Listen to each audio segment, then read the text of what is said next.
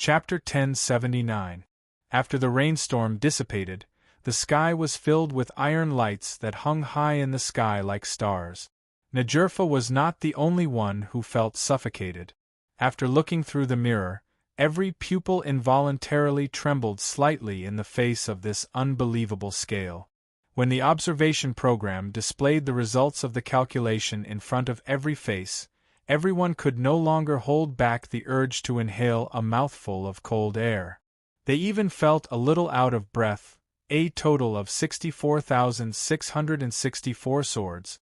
And it was still increasing. A super-large alchemy workshop, a grand master, hundreds of alchemists, and thousands of apprentices. It was a number that might not be completed even if they spent a whole year. At this moment, it was floating in the sky. Under the harsh magnification of the lenses, a flawless outline was revealed. Every single one of the swords was filled with pure killing intent. Flawless. Was this some kind of F***king advertisement for a large-scale alchemy workshop? Even Jaeger had forgotten his angina for a moment. He lay in front of the screen with his eyes wide open. He could not help but clench his fists and wanted to curse. Mother****, how much did the Stone Cauldron Academy cost? My bureau paid twice. Wait, why are we paying? The feeling of pain once again emerged from the bottom of his heart. Super double. Blood pressure, my blood pressure now, accompanied by the rise of the most painful blood pressure in the world, the endless iron rainstorm fell on the mortal world. What he heard was the whistling of the iron rainstorm. All he could see was the countless mercury-like flashes of light forming a curtain of rain. It was so thick and so sharp, as if the whole world was stuffed into a paper shredder. With the rotation of the bearings and the ravaging of the blades, everything was cut into extremely thin strips. What flowed out from the cracks was only scarlet blood. Destruction seemed to have become so cheap. Like a rainstorm, the bizarre gift of "buy one get 10 free" descended on the black tide and swallowed everything. The screams and roars were torn apart by the sound of the iron rainstorm. It was difficult to hear clearly. At this moment, between the gloomy sky and the sea, there was only blood. It was as if the stingy monsters were overproducing and unwilling to give it away for free. The blood was continuously sprinkled into the sea by the stingy monsters, dyeing the sea a disgusting dark red. The sound of bones rubbing against each other came from the deep sea. The heavily injured Najerl was trembling violently. The hull of the ship was covered with piercing steel. Axes, swords, hammers, and spears were falling from the sky. Countless destructive methods had completely torn apart the entire keel and deck. It was split into two from the middle. But now, amidst Najerfa's mournful roar, the white bone warship rose from the depths of the sea. Then, it trembled and fell once more, under the bombardment of the iron rain. Loud noises erupted one after another. It seemed to be endless. Under Yun Zhongjuan's control, the sharpness and quality of the iron continued to transform into terrifying lethality. Even a battle fortress would be completely smashed under the terrifying attack of this skybase weapon. It was as if a fruit had been thrown into a fruit juice machine. Under the crazy slashing of the blade, there were countless cracks from the beginning to the end. In the end, it actually made people wonder, how could it still have a silhouette after such a terrifying attack? After witnessing such a tenacious struggle, all the spectators couldn't help but have a subtle acknowledgement of this unyielding character. Come on, big brother who drives a black ship, stand up. It was as if they had heard countless cheers and cheers. The dead warship reassembled from the bones and climbed up from the endless blood and wreckage, even though it had shrunk by a whole circle. But then, the bone armor continued to collapse under the piercing and attacks of the iron rain. The scarlet eyes exploded into pulp. Look at that miserable appearance, everyone.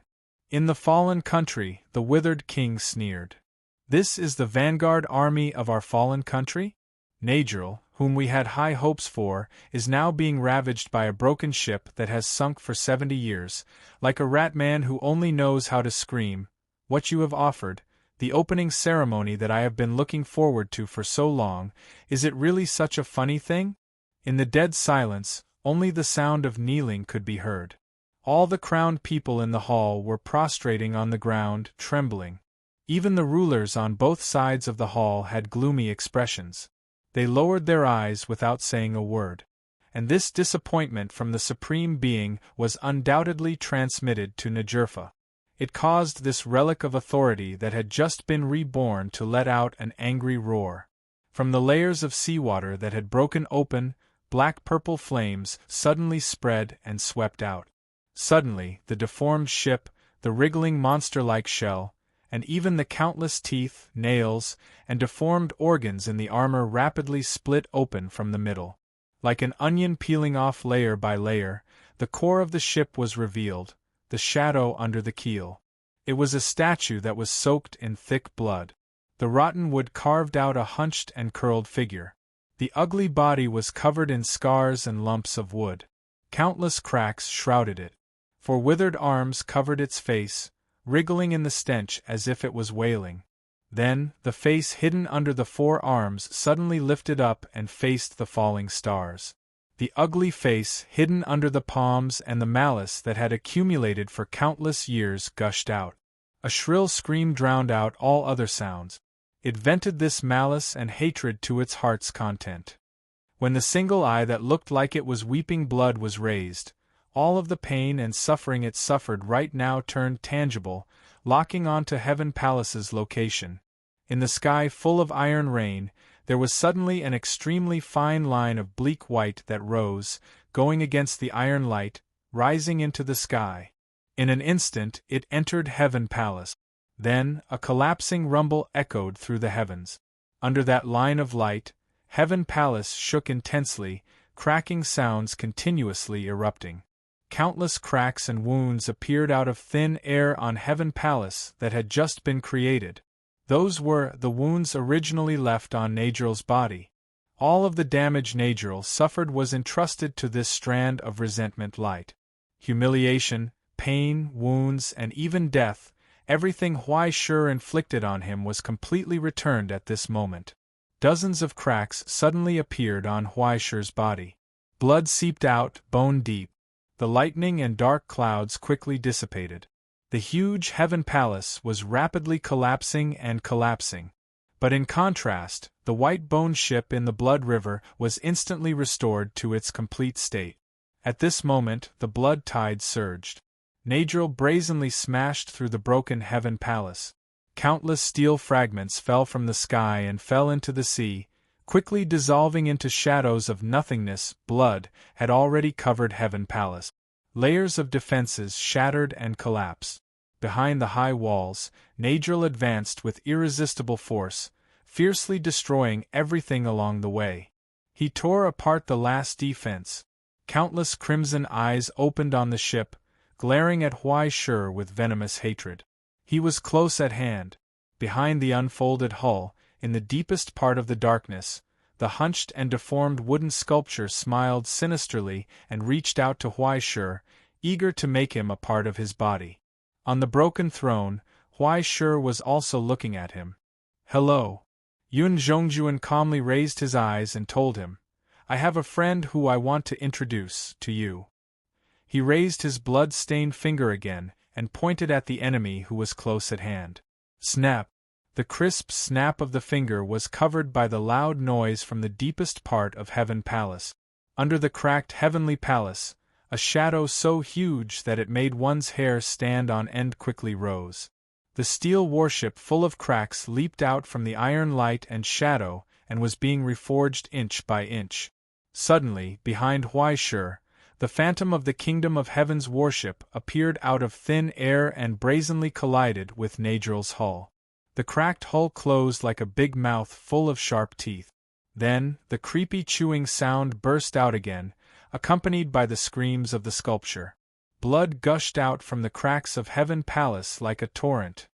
In the sky, in the wind, in the deep sea, and in the bones, the relics of the border that were scattered as disposable ammunition quickly dissipated and turned into nothingness.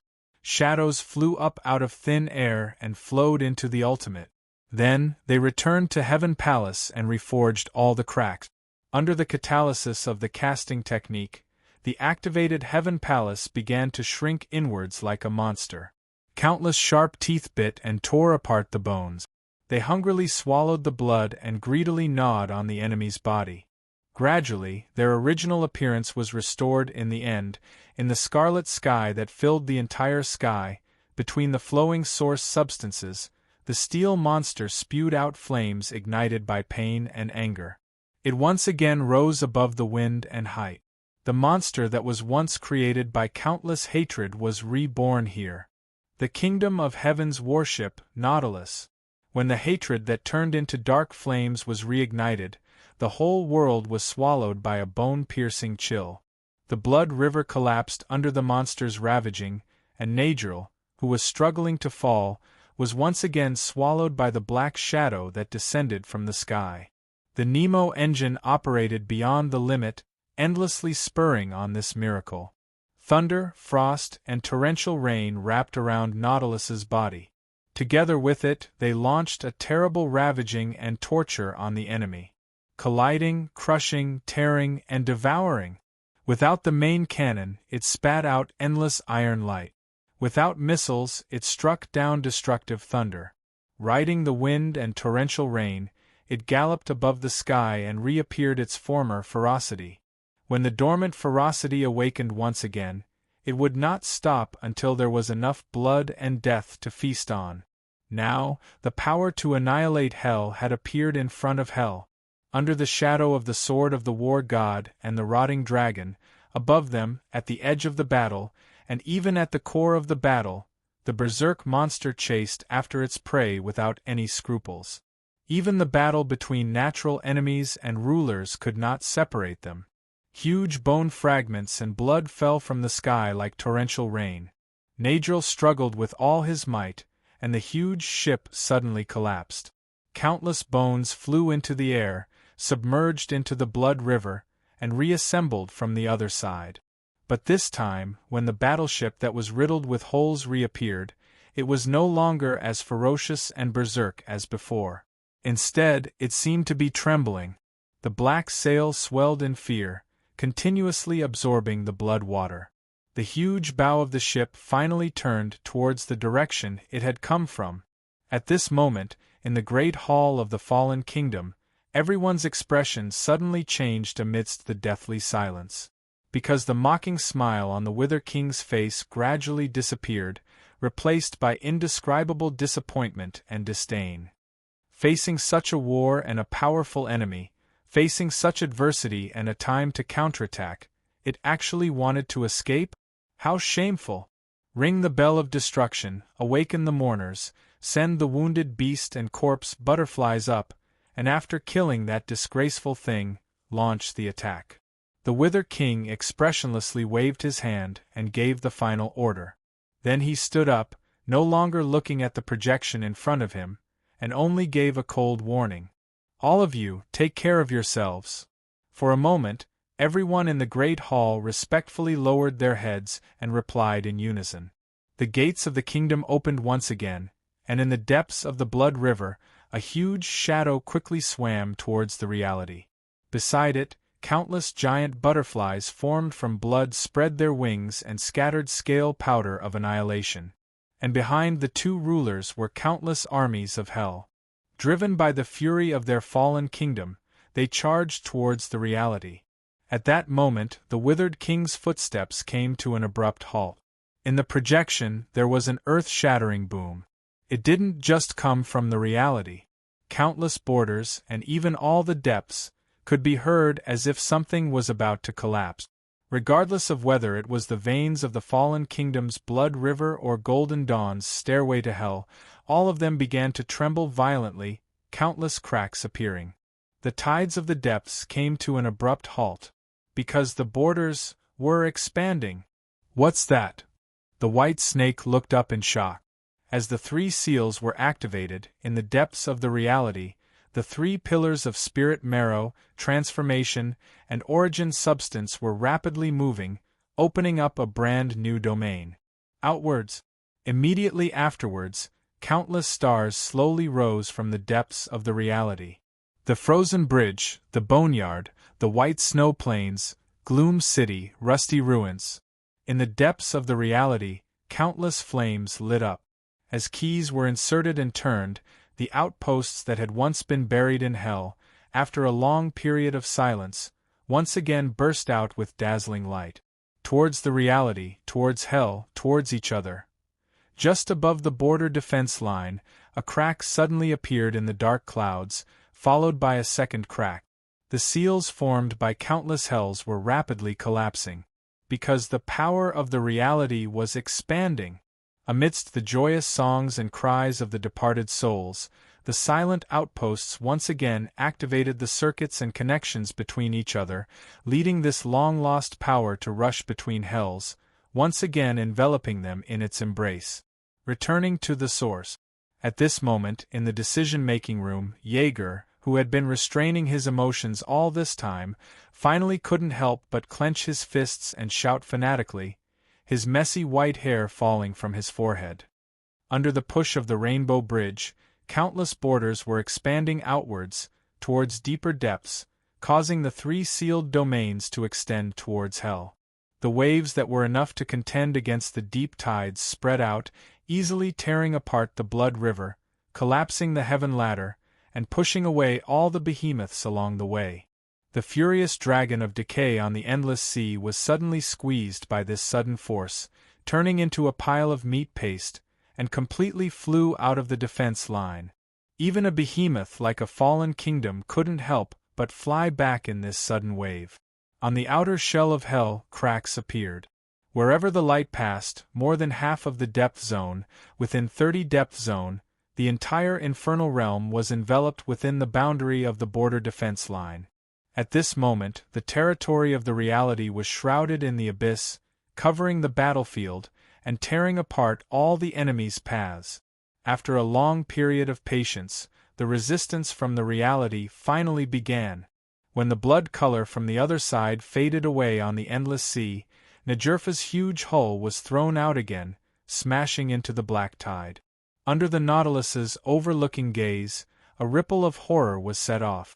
At this moment, the cold iron light spread from the sky again. Under the transformation of the casting furnace, countless corpses quickly turned into sharp blades in the dark clouds, aiming at the enemies below. Torrential rain fell again. No gap was left, no blind spots were left. Yun Zhongjuan's anger and the Nautilus's hatred burst out from the sky, once again pushing everything to destruction. Under the iron rain, Najurfa hissed and struggled to devour a large group of corpses around him. With great difficulty, it recovered again, wanting to turn back and fight to the death. However, when it rose again, there was no longer any metal rain in the sky. Between the sea and the sky, above the Nautilus, only Yun Zhongjuan looked down indifferently. Above his head, in the empty space, only ominous dark clouds kept gathering and spreading. Flames and lightning surged in the huge furnace, gradually forming a frightening and ferocious silhouette. It was like the crown of the sky. Do you see that? What's cutting off your retreat is the border that was once drawn by the Utopia. Huai Shi looked at the brilliance of countless outposts. He stretched out his hand, as if he was holding an invisible sword hilt, and aimed at the bone ship, the black tide, and even the endless sea below. Finally, he announced to the enemy in front of him, "Now, please bear witness to the monument they left behind." At that moment, when the invisible sharp blade slashed down, the dark clouds above the sky split open a crack that stretched for dozens of miles. Countless lightning and flames sprinkled down from it, illuminating everything in the darkness. But at this moment, no one cared about those insignificant flames and lightning. In the storm that burst out of thin air, a mountain-like sword slowly stretched out from the dark crack and fell toward the mortal world. It was hard to imagine how many corpses and deaths were needed to transform into a weapon of such a scale, and how many terrifying furnaces and flames were needed to temper it to forge such a solemn blade. There was no hilt or guard. Under the shroud of the hurricane and flames, the mountain-like sword blade was burned red. Like a meteorite, it pierced through the narrow gap between the sky and the sword of the sea and stabbed down toward the battlefield. Everything was shrouded in darkness. On the mountain-like ridge of the sword, under the burning of the flames and lightning, fragments were constantly peeling off. Rows and rows of densely packed carvings quickly appeared. Those were names. Countless names. All those who had been sacrificed, all those who had sacrificed themselves to stop the deep backflow, all the names that were still recorded in the Book of Destiny, their experiences of fighting, the battlefields of death, and even their final decisions were all recorded on this enormous sword. Their sacrifice, their hatred, their anger, and their returned souls were all accompanied by this sword, slashing toward hell. Endless lightning, endless molten fire, freezing frost, surging tides, and even violent rain, all the natural phenomena and disasters were overshadowed by this soul-forged sword. At this moment, between the sea and the sky, there was only this one blazing light in front of everyone's eyes. No one heard the shrill screams, no one cared about Najerfa's struggle and escape, and no one cared about the spasms and surges of the black tide. The moment the monument of the Republic descended from the sky, everything was enveloped in the dazzling light. There was no way to escape. The waves of the tens of thousands of feet high retreated in all directions in horror, but they quickly evaporated under the terrifying impact, along with the trembling black tide and the endless army. The storm blew and rushed into the sky, blowing away all the haze and blood, causing a ray of light to shine down from the crack in the sky. Tearing through the storm and tides, penetrating the deep ocean, the straight sword body stretched down until it was deeply nailed into the rock layer that extended from the foundation of White City Fortress. And Najerfa had long disappeared. Under the slash of the sword blade, he completely collapsed. However, this time, he no longer had the chance to be reborn and rise again. The burning blade had already engulfed all of the death. The tragic screams gradually dissipated in the flames, and the huge bone warship had been completely melted into the steel. On the sword body, there was an incomplete outline that kept struggling, trying to escape, but in the end it could only leave a vague outline in vain, becoming an insignificant decoration among the countless scratches on the sword body. It witnessed the glory of the past. Now you have enough time to slowly appreciate it, Huaishur said softly and looked forward. Now, when the light from the homeland shone down from the sky, the countless names on the sword body glowed with a golden brilliance. It was just like a real monument. In the long silence, no one dared to speak in the palace of the fallen nation. At this moment, everyone lowered their heads deeply, trying their best to hide their existence. They did not even dare to sweat, holding their breaths tightly. When a sovereign's fury erupted, even breathing was a sin that could cause one's body to be crushed to pieces. However, there was no ferocious fury as they had expected, nor was there a cold majesty that they had feared. In this silence, the withered king stood on the spot and quietly watched the scene in the projection, staring at the monument that seemed to connect the heavens to the earth. After a long while, his shoulders trembled. Then trembled again. Ha ha! Ha ha! Ha ha ha ha ha! As if all the disappointment and anger had been swept away, the withered king and the withered king looked at the scene and could not help but laugh loudly. It was so happy! They even wholeheartedly offered their applause and praise for such a result. Your Majesty! Your Majesty! Why are you laughing? Under the heavy steps of the throne, someone mustered the courage to carefully look up, but did not dare to peek at the sovereign's face. They could only see the withered king's personal guards and ministers beside the throne, as well as the sovereign's joyful expressions. It was as if the fallen nation had not suffered a crushing defeat, but had instead won a great victory. It was even more joyful than that. More anticipation. Do you see? My subordinates.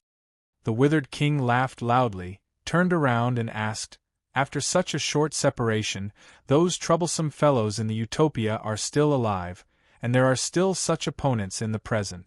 Isn't this great news? That's true. The subordinates knelt on the ground and responded respectfully. The cheers converged like a tide and echoed in the huge fallen nation. Very good, very good. Such an opponent is really gratifying. The withered king pointed at Yun Zhongjuan's face in the projection and ordered the hound under him. Look at him carefully, Gala. As my loyal hound, remember that appearance and that face in your heart. From now on, he is my enemy. It was different from the excitement and fighting spirit of the fallen nation. When the cheers and joy in the decision-making room finally came to an end, everyone looked at Jaeger's pale face and the empty medicine bottle beside him. The atmosphere gradually calmed down. Is it over? The Secretary General, whose heart was suffering, asked softly. Everyone silently exchanged glances with each other, and they were actually a little uncertain. Grand idea? Maybe? Maybe? Who could have predicted what would happen next? But no matter what, the prelude to this War of the Worlds had officially come to an end. But when everything finally came to an end for the time being, and he could breathe a sigh of relief, Jaeger's expression became more and more blank. He held the tablet in front of him and repeatedly checked all the correction values that Huai Shi had taken away. He repeatedly calculated and refreshed them. But no matter how he looked at it, the result was only the simplest number. 0. It was gone. It was all F*King gone. 17% of the correction value. Over the past few months, the results of all the weather adjustments around the world, plus the inventory from the Central Bureau, which was enough to shake the entire world, were gone. Even if it was all burned during the advancement, it would not be possible. Moreover, he clearly saw that Huai Shi did not use that much at all. Of such a large amount of correction value, he squandered less than 5% during the advancement and battle. But what about the rest? Just thinking about such a huge gap made Jaeger's brain repeatedly jump on the verge of collapse. Where are all the correction values? The Secretary General knocked on the table and asked angrily, "Check it out. Where did all the correction values go? Let those bastards Celestial Genealogy know when to stop. It's fine if they took the Central Bureau's correction value for nothing, but they can't pack it up and take it away." Ahem, about that, maybe, there's no need to check. In the corner of the command center, Creator Shar, who had been calmly drinking tea from beginning to end, finally put down his teacup. After coughing twice, he pointed at the screen. He said, "It should all be there." Jaeger suddenly turned around. He was stunned. He just subconsciously straightened his body and held his breath. At this moment, under the observation mirror of the Command Bureau, specks of dreamy light slowly rose from the endless sea. Beside Huai Shi, in front of the monument that pierced through the sea and the sky, the returning souls rose from the Nautilus. After exhausting this hard-won miracle and power, washing away the distortion deep in their souls and freeing themselves from the solidification that entangled their will, the departed souls bathed in the brilliance from the realm of reality and slowly rose. After 70 years of suffering and fighting, after a long wait and sacrifice, they finally bid farewell to hell. Standing in front of their homes, they turned around and took one last look at the world in front of them, and everything that they once loved. A silent farewell. Just like that, under everyone's gazes, the heroes of the past followed the call of the Silver Sea and embarked on their final journey home. They never looked back. They were going home. In the distant sound of the tide, Huai Shi raised his head and witnessed the light of their departure. Until the last glimmer of light disappeared. He smiled and said goodbye softly. "Goodbye, everyone." Chapter 1080. Half an hour ago, when everything had just begun. London, the Astronomical Society Centre building. Unlike the busy decision-making room and command center, the lounge on the top floor was quiet. This was originally a place for the representatives to rest for a short while, but London was attacked, and the Battle of the Worlds started so hastily, so the lounge was not as noisy as it used to be. Only in the corner, a few elderly people were sitting at the table, basking in the sun. Zoroastrian genealogy, frozen sea genealogy, Celtic genealogy, Assyrian genealogy, Scylla genealogy. Representatives from various small genealogies or regions were drinking tea and coffee. They could faintly hear the noise in the conference room in the distance. When they talked to each other, they could not help but smile bitterly. In the huge storm, there was also a slightly quiet corner. Those who had no hope of getting on the stage and were not important did not want to stay on the scene to accompany others. Instead, they came to the lounge with some kind of escape tacit understanding, trying to temporarily escape from the complicated situation and the pressure of reality during a short break. In the silence, there was the sound of the door opening. "Everyone is here?" Russell, who was late, walked in briskly.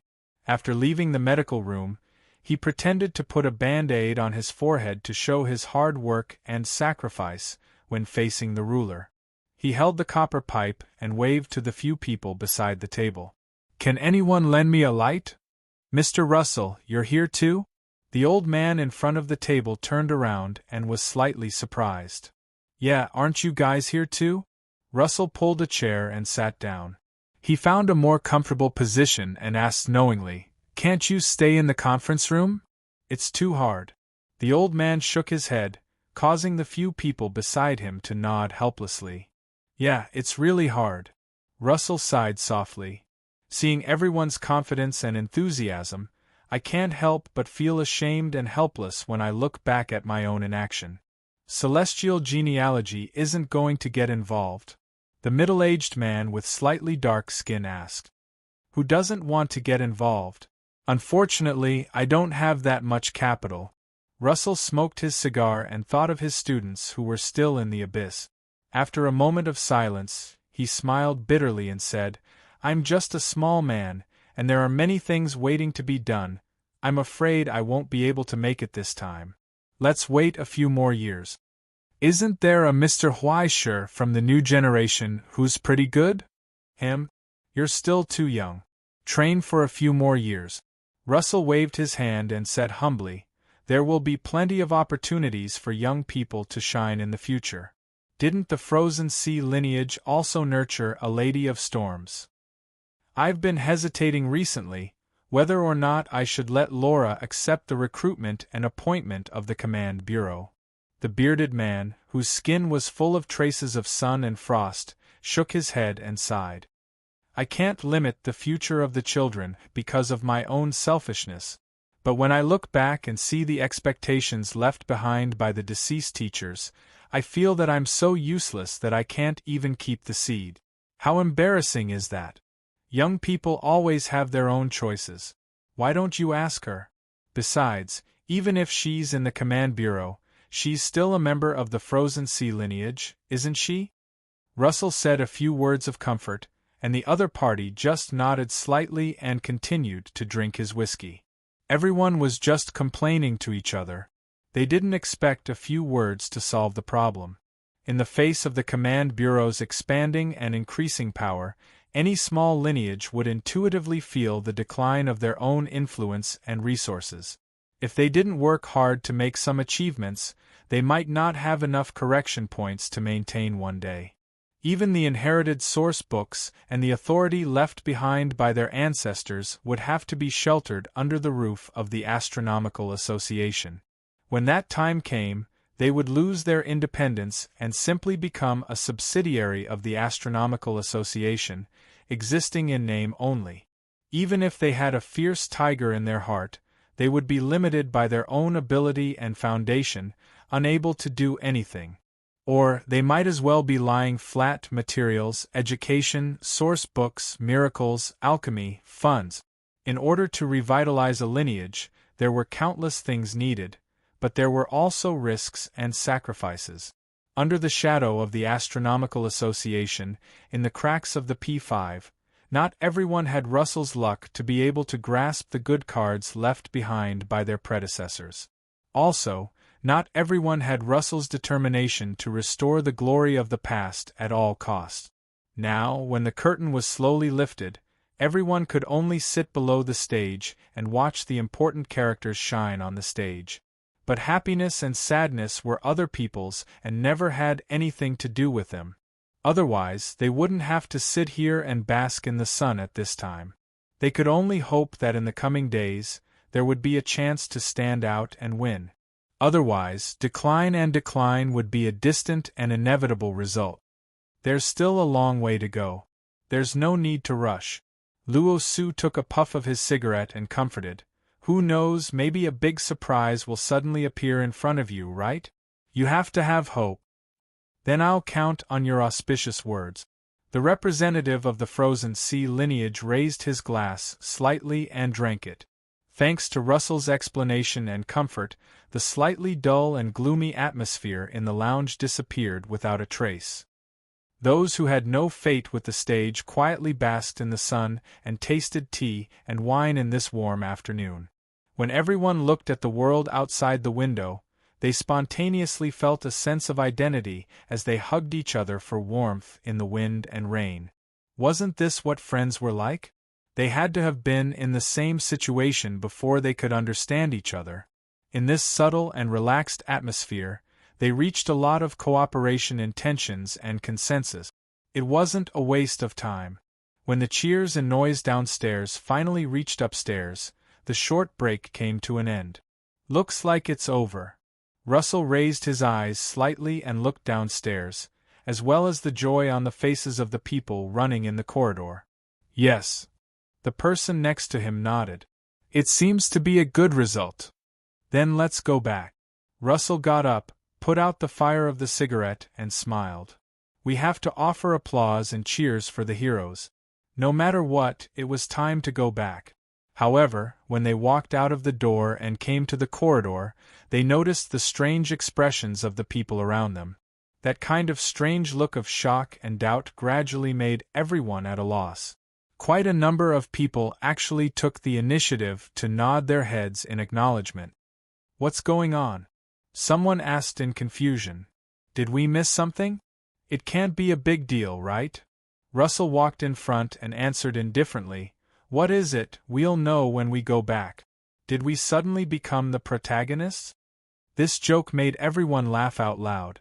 After shaking their heads, they ignored such a ridiculous guess and walked in the direction of the central conference room of the decision-making room. However, the further they went, the more they could feel the strange atmosphere. The reverence in many people's eyes was as if they were not a group of representatives who skipped work to drink tea, but heroes who returned from a journey. And why everyone seemed to be looking at him? Russell's heart sank, and he suddenly had a strange guess. This familiar feeling of being cheated.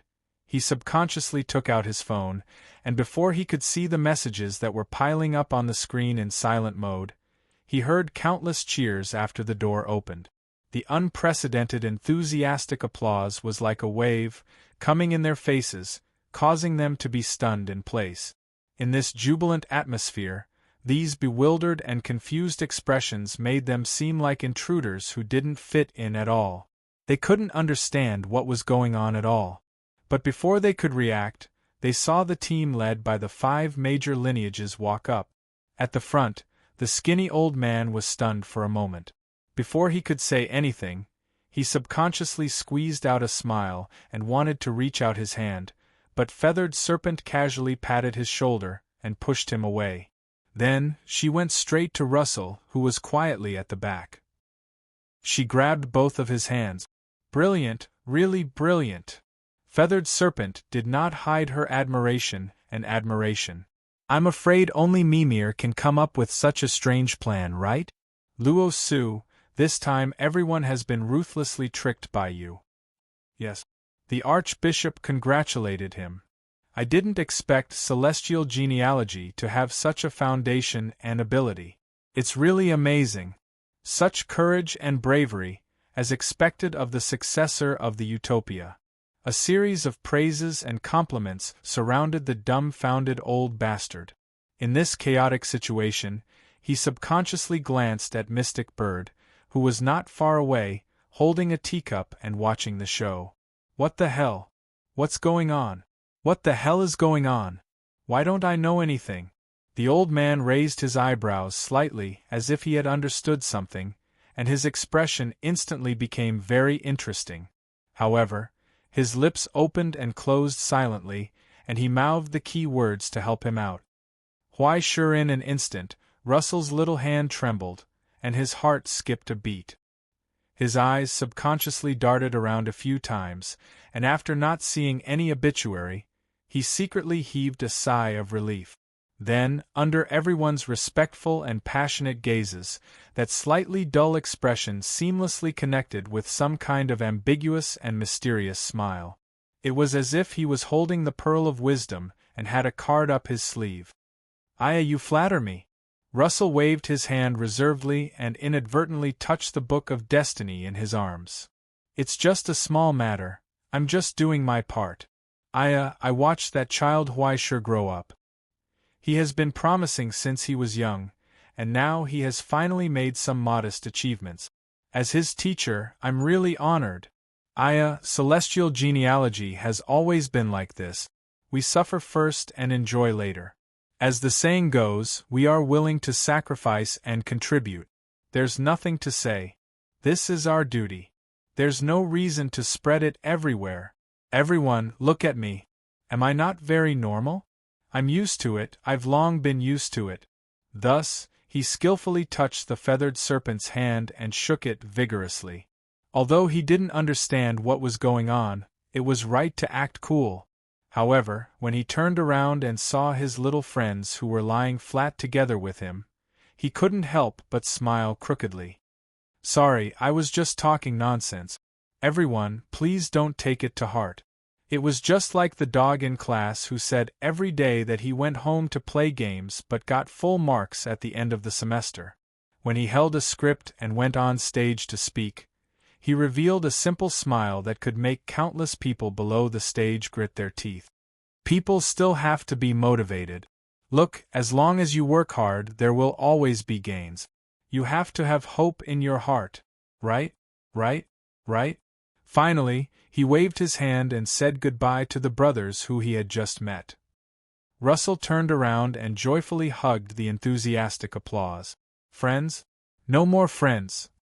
At the same time, in hell, in the deepest part of the dark abyss. "Excuse me, have you seen my friend?" Fu Sangguang held the photo in his hand and showed it to the grotesque hell creature in front of him.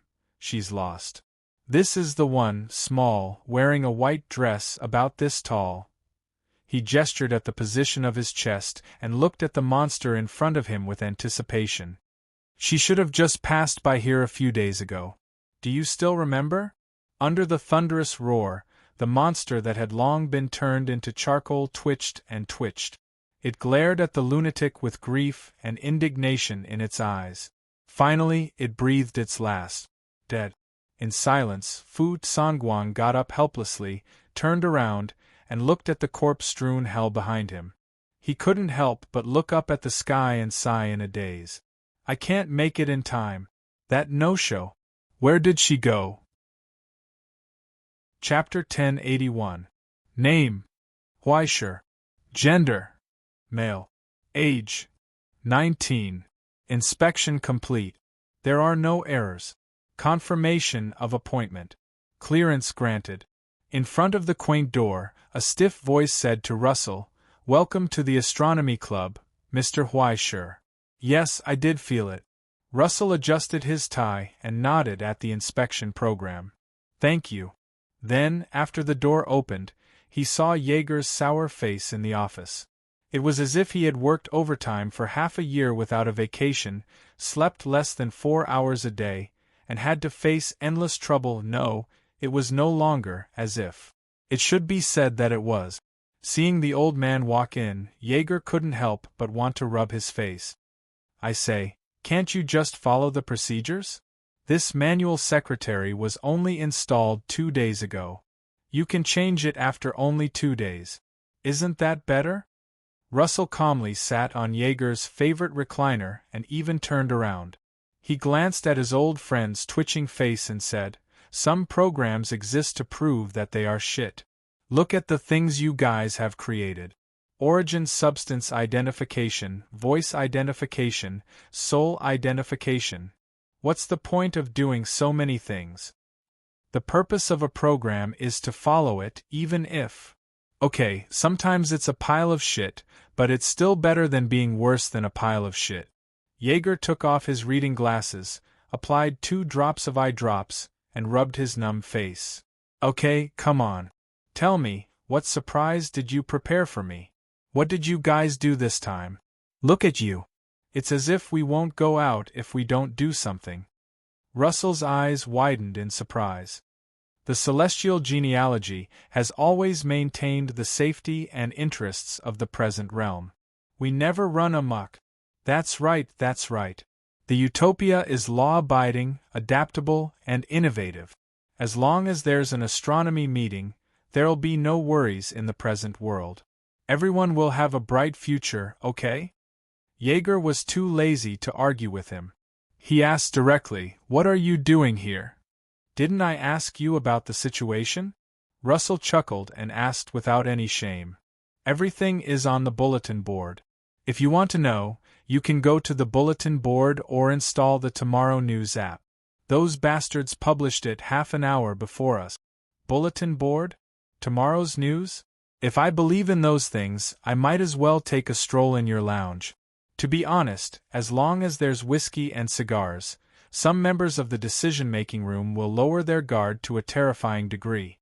Russell shook his head unconcernedly. "You know what I want to hear, Jaeger. It's not those pompous words, nor is it a victory report used to coax children. It's the real situation." Jaeger was silent for a long time and stared at him. Finally, he could not help but shake his head and spread his hands. "Can you sympathize with me, my friend? I'm AF** King's Secretary General after all, not an intelligence dealer in the black market. I have my concerns and my difficulties. You can't come to my office as if you've gone to some gay club and expect everyone to take off their underwear and be honest with each other in 5 minutes. Say something that can be said." Russell dragged a chair over and sat down. He smiled.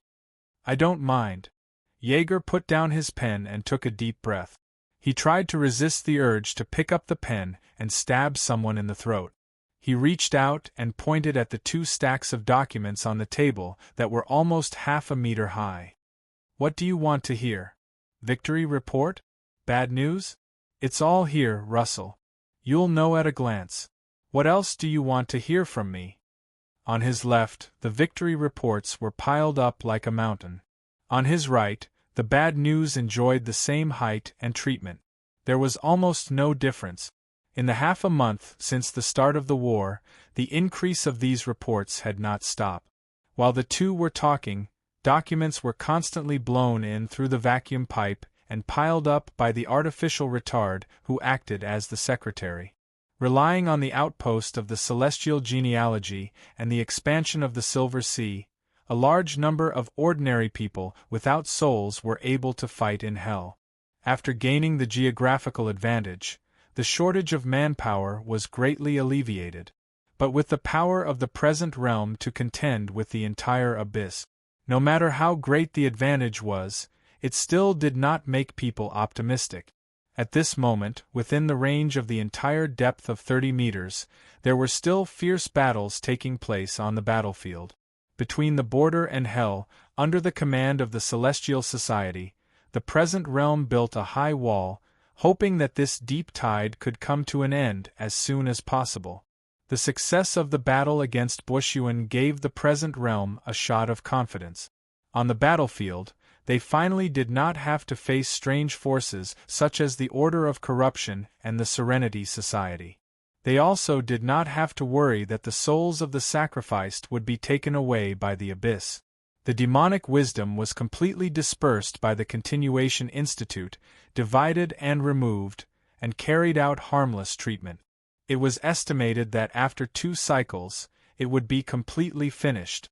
At that time, the solidified souls scattered in the abyss would no longer be able to be united by the gravity of the abyss. Instead, they would gradually dissipate in the long flow, and finally sprinkle between the infinite depths and hell, broken into pieces, and its core would be permanently preserved in the Continuation Institute's blockade. Or gloriously become a part of it, assume the position of a research subject, and usher in countless messy experiments. Although it was always uncomfortable because of its mysticism and overly cruel style, you could always trust the Continuation Institute in terms of isolation. Half and half. It seems that no one has gotten serious yet. Russell sighed softly. I'm afraid the bad days are still long. The movements of the various factions are a bit big recently. It really makes an old man like me flustered. Flustered? Haha. Jaeger couldn't even be bothered to sneer. Even if the various factions were powerful, they had paid a lot of blood in the battle against Bushuan. Even if it was compared to the rich achievement of permanently eradicating one of the elements of destruction. After all, many sacrifices were no joke. It was also during this period that all the factions had completed their internal replacement. Aside from the three who were nearing the end of their lifespan or were on the verge of solidification, the other sacrifices had more or less left their own legacies, or simply were reborn with the blessings of the gods, dragon veins, and all kinds of secret methods to preserve themselves. According to the style of the Continuation Institute, being a tool for a day was a tool for a lifetime. Their style was to make the best of everything. No one knew if the creators and grandmasters were truly sacrificed or if they were using this as an excuse to completely turn into a secret project.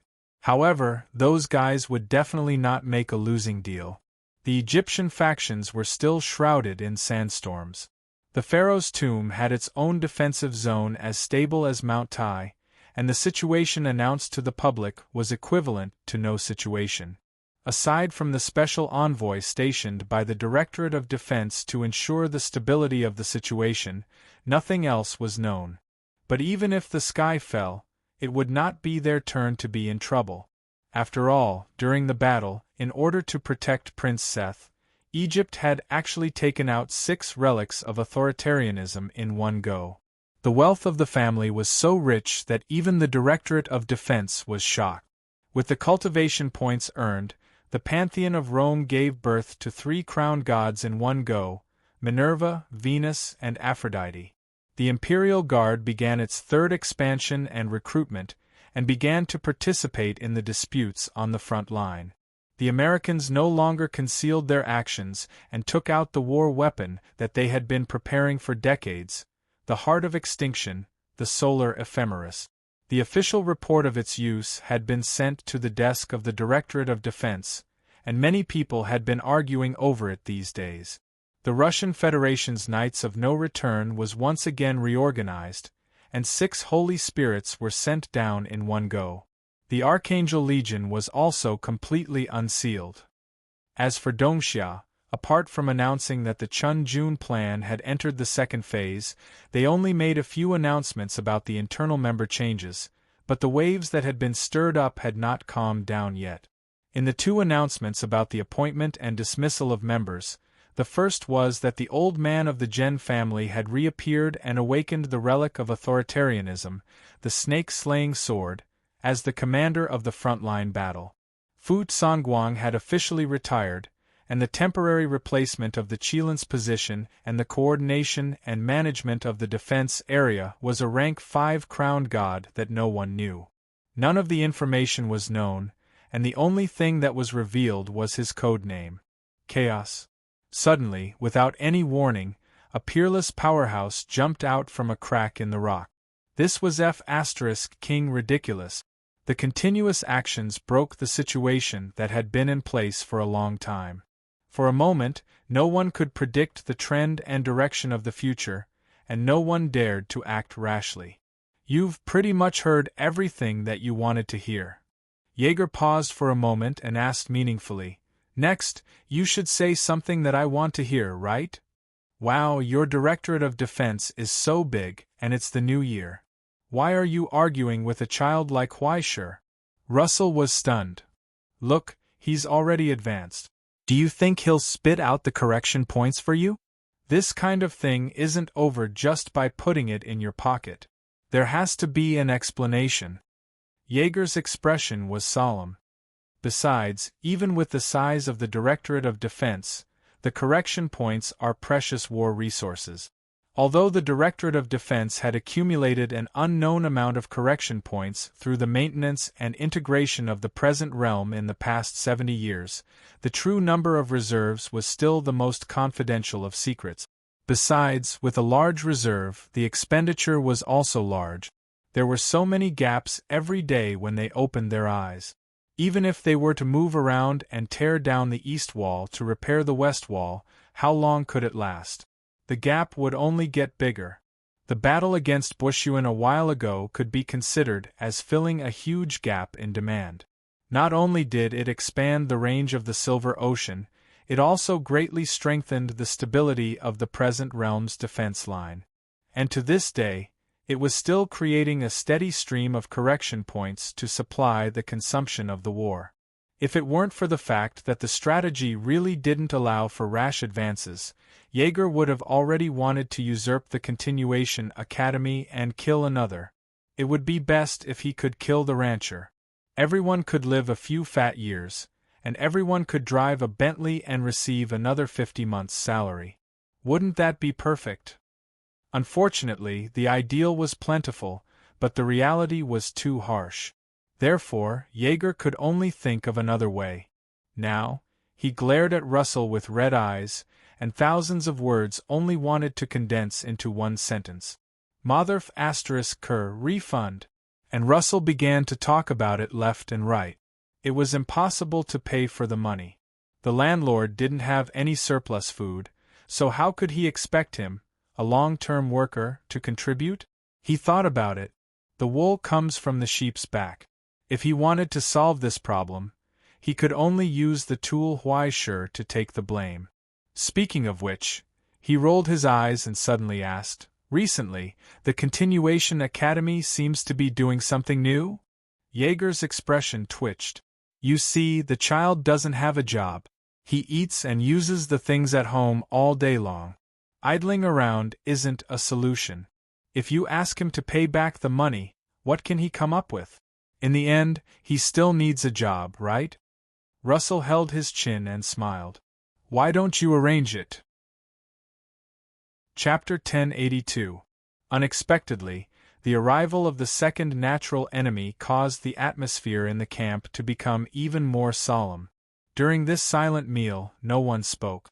After they finished eating, no one left. They sat in their chairs and waited quietly. Lu Jia, who was in charge of lunch, didn't say anything either.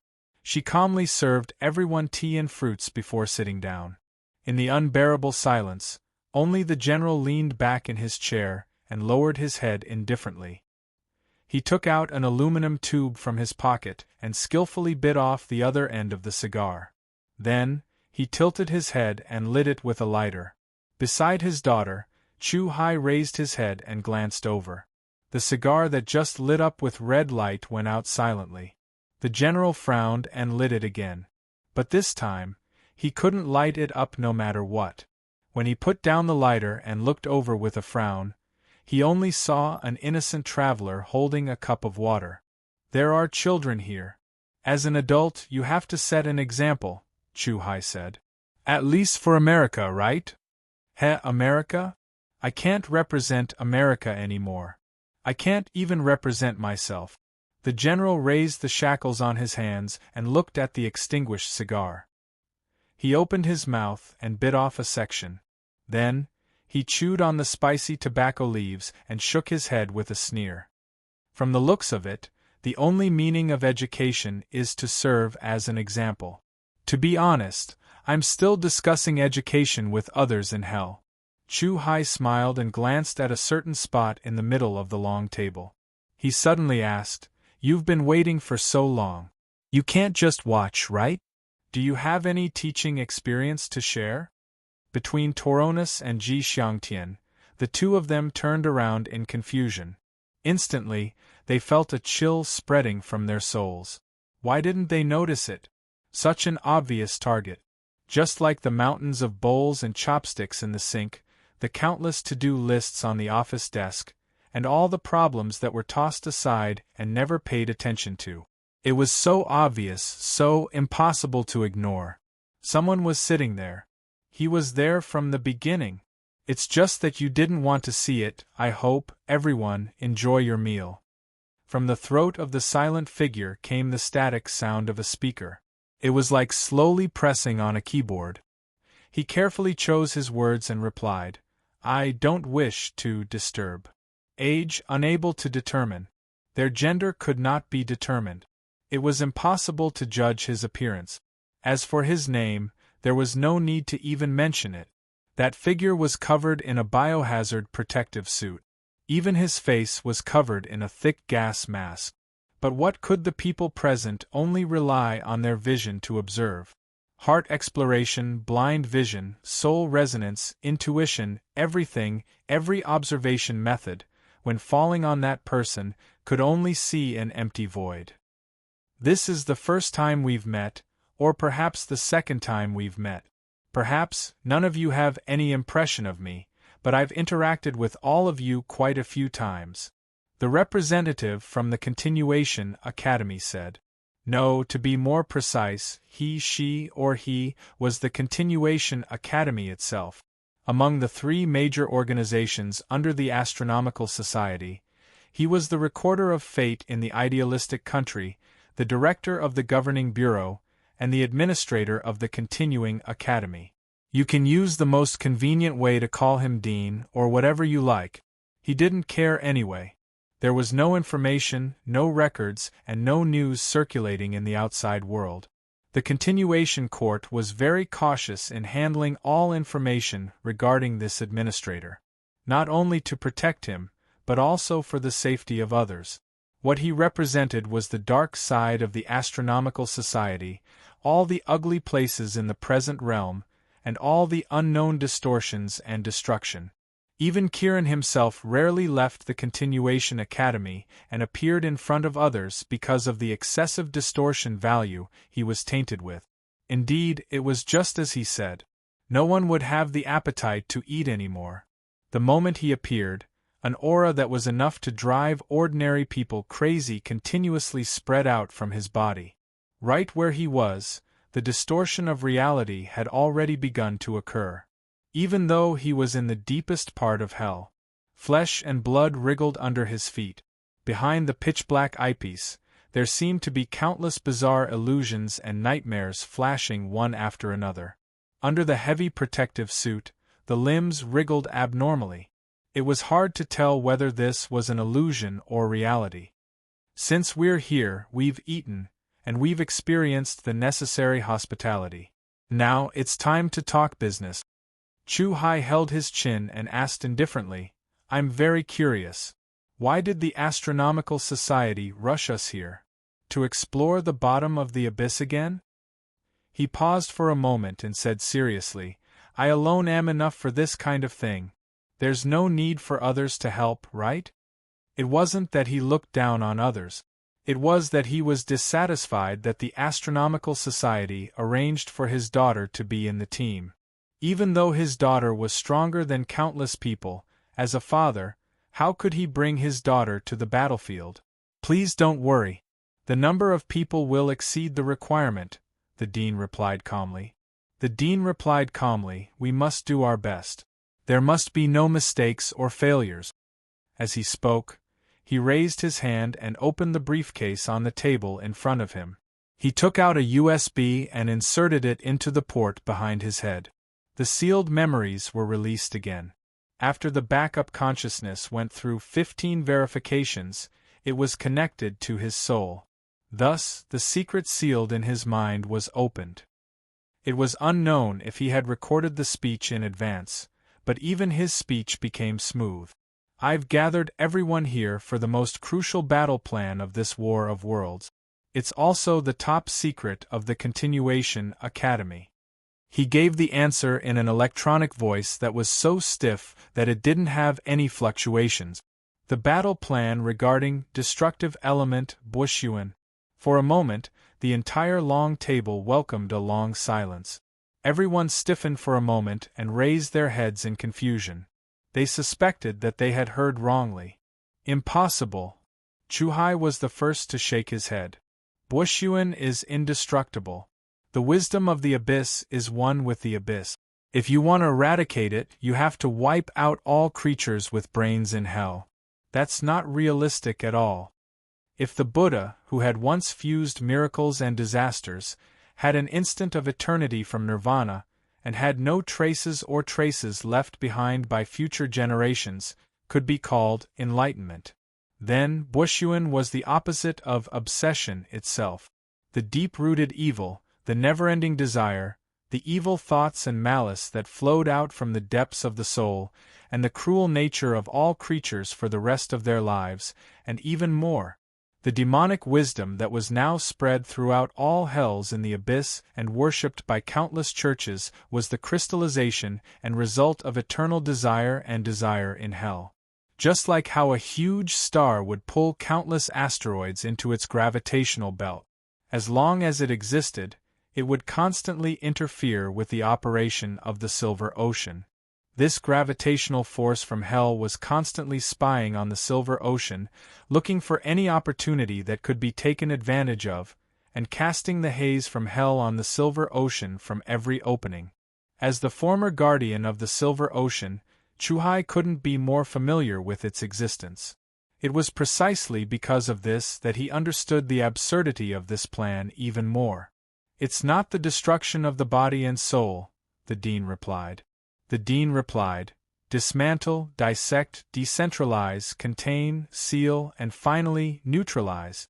Even though the element of destruction still exists, it doesn't have the ability to cause harm. Minimize its interference until it is finally sealed and contained." Chuhai shook his head. "I won't talk about the success rate for now. How do you determine its location?" Bushuin's paradise had never floated up.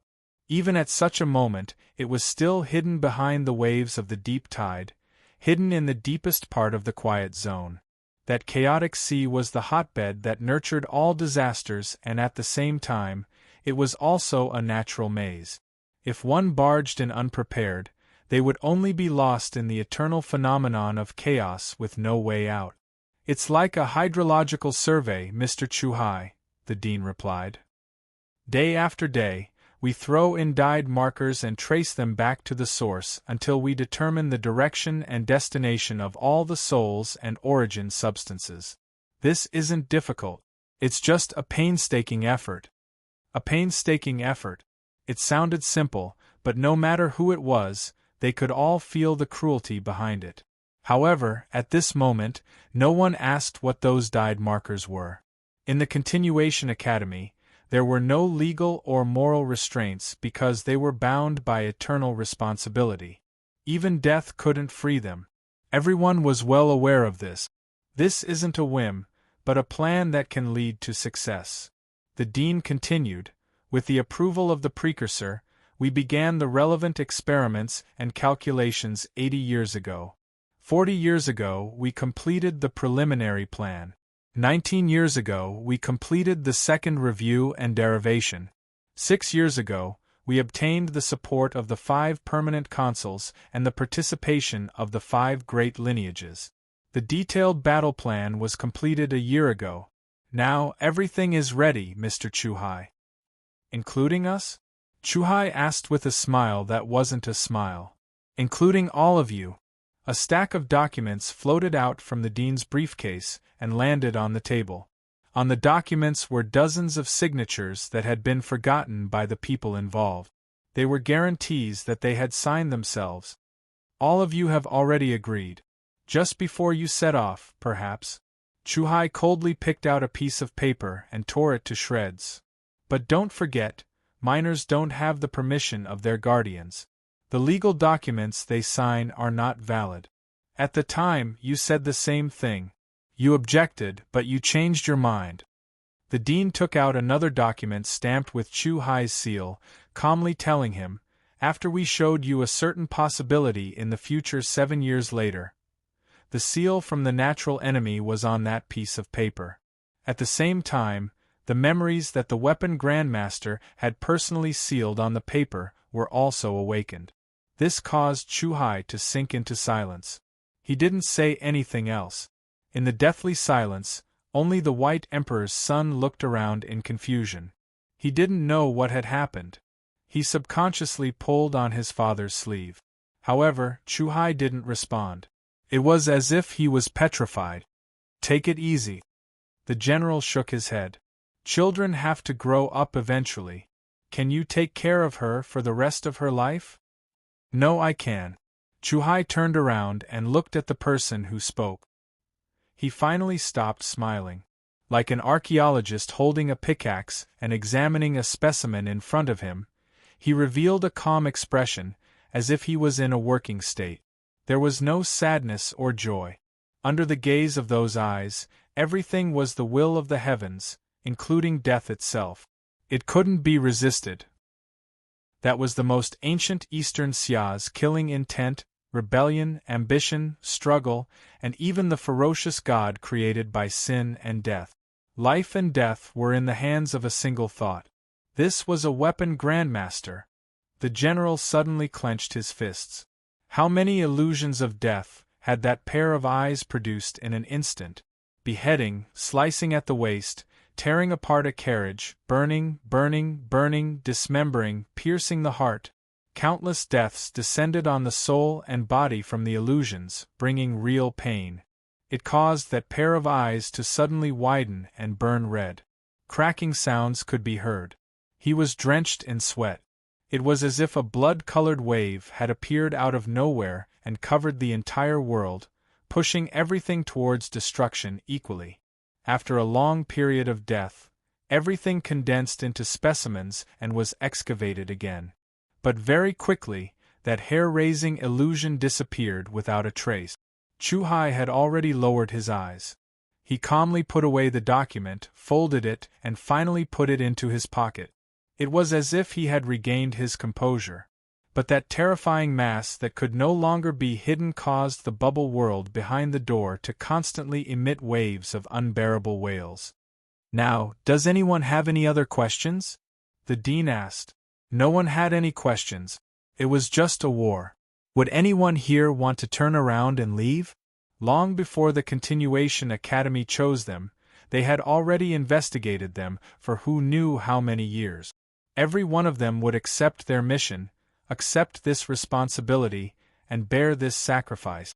There would be no exceptions. Although I have no other choice, as a father, I don't want my child to see me in such a terrifying state. Chuhai sighed softly and kissed his daughter's forehead, giving her his last blessing. When does it begin? He asked. Very soon. The dean opened the briefcase for the last time and placed an ancient phonograph on the table. When a brand new vinyl record was placed under the probe, ancient jazz music with some noise came from the brass speaker. In that instant, the illusory memory brought the plan from the Continuation Academy into everyone's soul.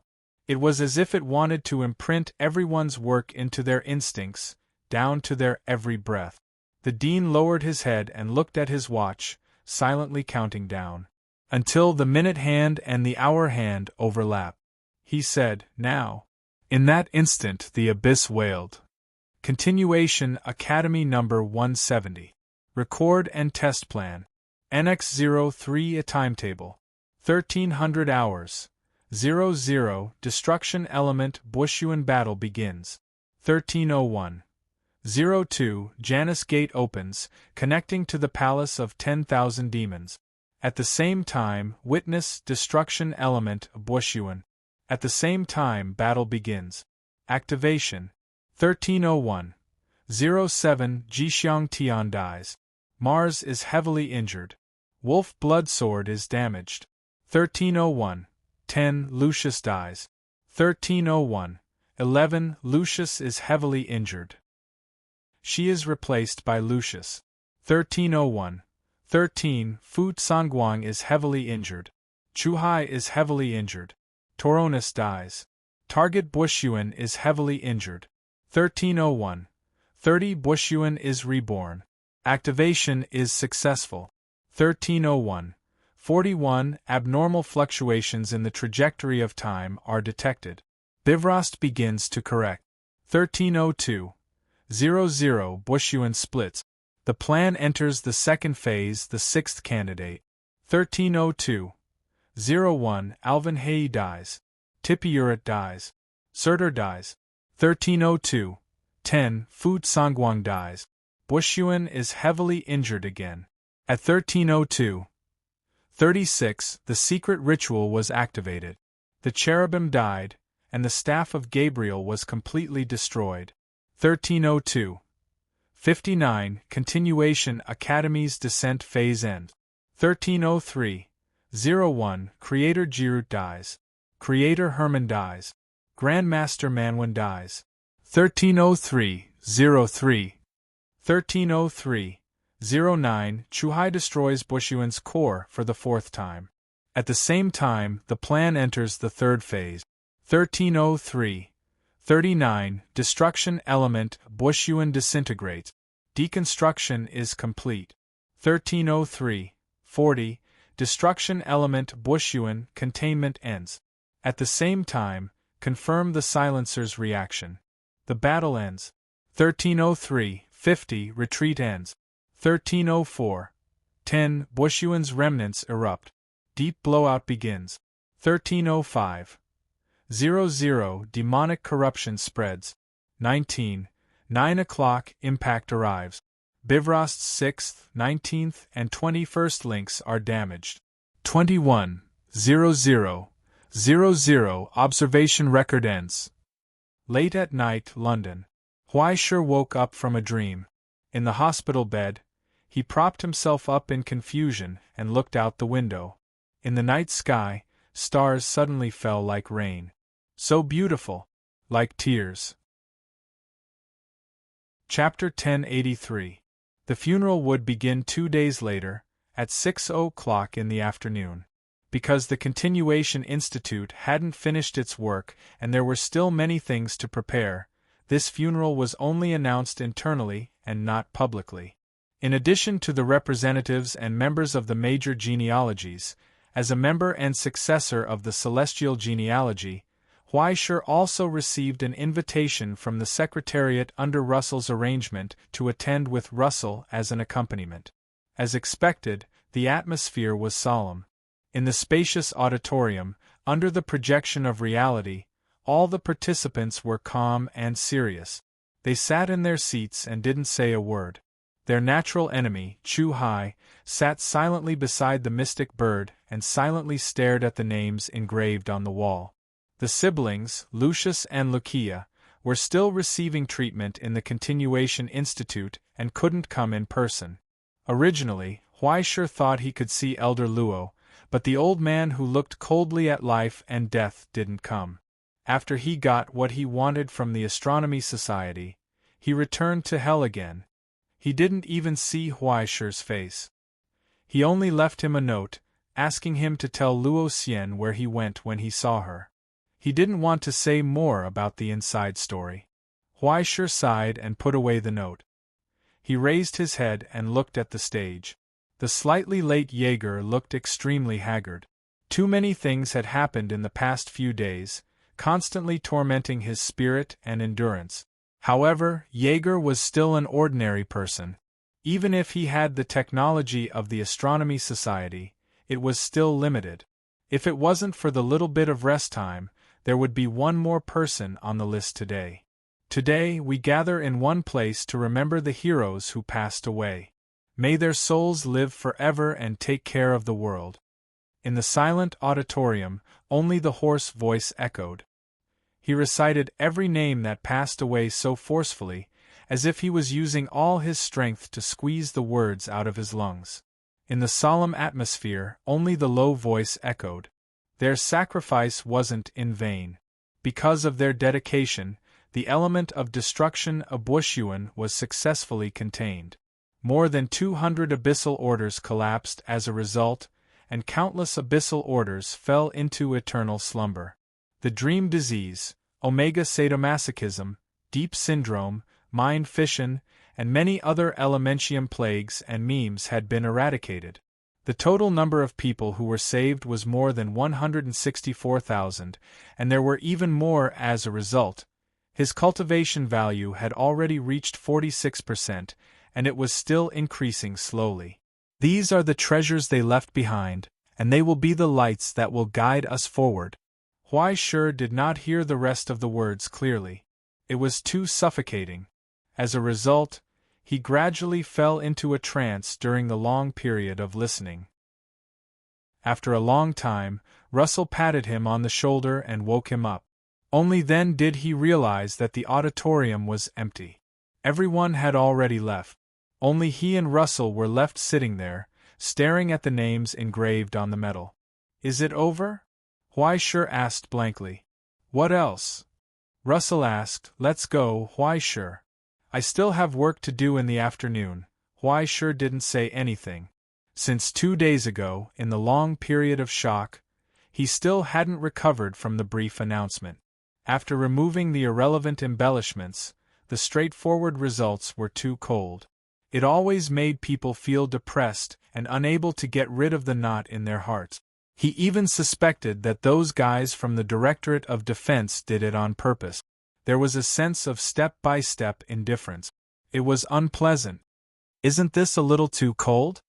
He sighed tiredly. "Isn't that how bureaucracies are?" Russell shook his head. "Comparing the results, it's all worth it. Huai Shi, you have to learn to accept reality. Besides, who would be surprised by something that was already expected?" "You," Huai Shi stiffened. "What do you mean?" "Do you know what the Continuation Institute's style is? It's not a sure thing, but a foolproof one." Russell sighed. "They don't usually speak, but once they do, as long as they follow their plan, there's absolutely no problem at all. Unless it's absolutely safe, they won't act rashly and take any risk. If the Directorate of Defense is a centrist and balanced party, then they and the Utopia are absolute opposites. But have you ever thought that after so many years of planning, there would be so many sacrifices?" In a hurry, Huai Shi only felt a buzzing in his head. It was hard to understand. "What do you mean?" "The literal meaning, Huai Shi. The list of sacrifices was destined from the beginning." Russell replied straightforwardly. "Maybe when the timetable was written, the battle against Buoshun hadn't even begun yet. If you ask me, most likely, each of them had already received the news of their death before they set off. Even according to the style of the Continuation Institute, the time of death might be accurate to the minute and second. Everything is part of the plan, Huai Shi. All sacrifices are meaningful, and all deaths must belong to someone. Their funerals have been held long before they set off. What's here today is just a process, an announcement, an official answer, a notice to everyone who should know.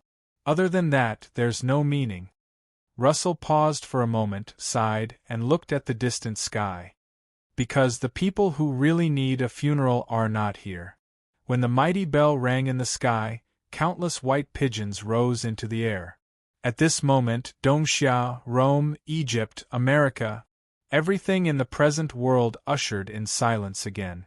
It was like a moment of silence of compassion.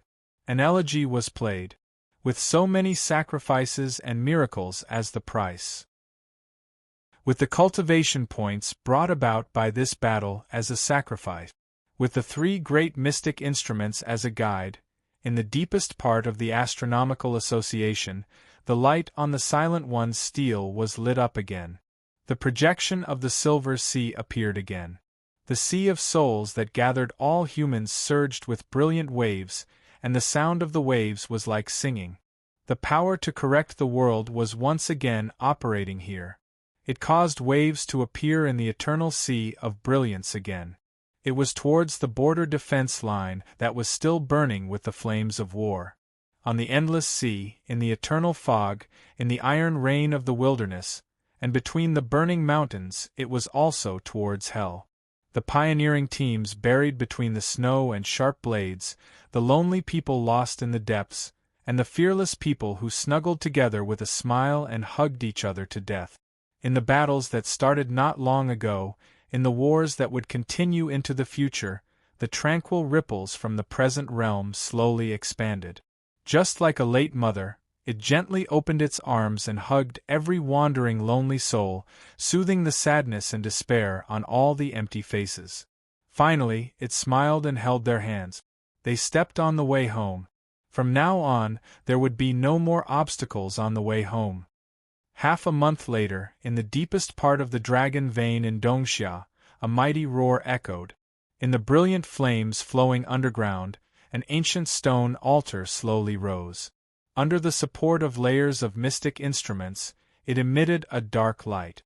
In the slowly opening spirit coffin, the rich smell of herbs rose with the bubbles. The reborn person slowly opened his eyes.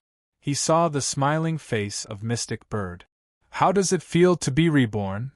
"It sucks." Fu Sangguang panted and shook his head. "It feels like I'm running away." "What about the others? Are the others okay?" Jixiang Tian has reached the end of her life and left her legacy in advance. Awen Hei and Tipuret's consciousness have most likely returned to the embrace of the living God. Surtur's solidification can no longer be reversed. He was the first to sign up, I'm afraid. As for the Continuation Academy, they have their own arrangements. We outsiders can't interfere, but they will definitely not let this sacrifice go to waste. Mystic Bird sighed and patted him on the shoulder.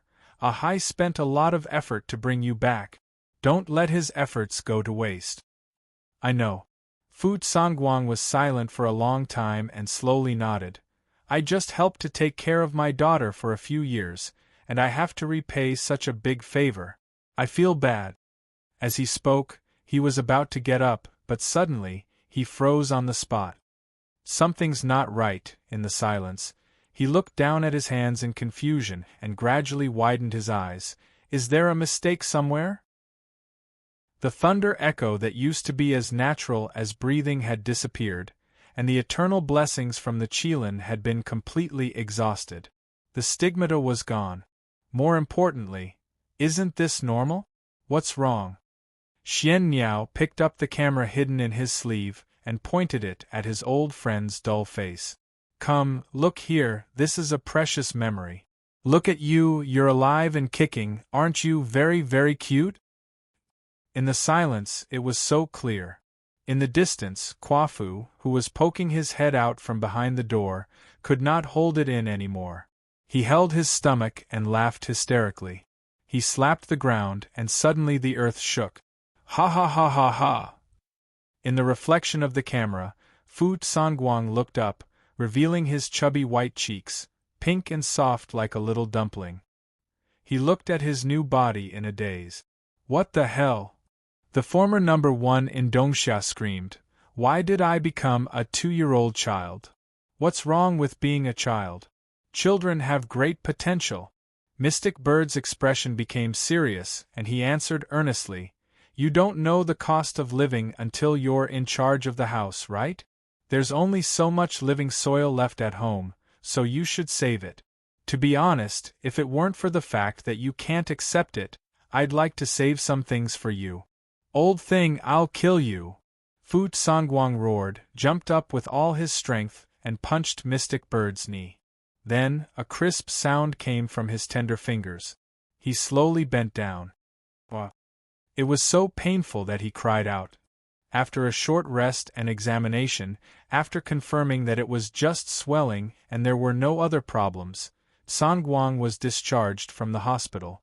In order to maintain his little dignity, he seriously refused the children's clothes provided by Bai Zhe and still wore his original clothes.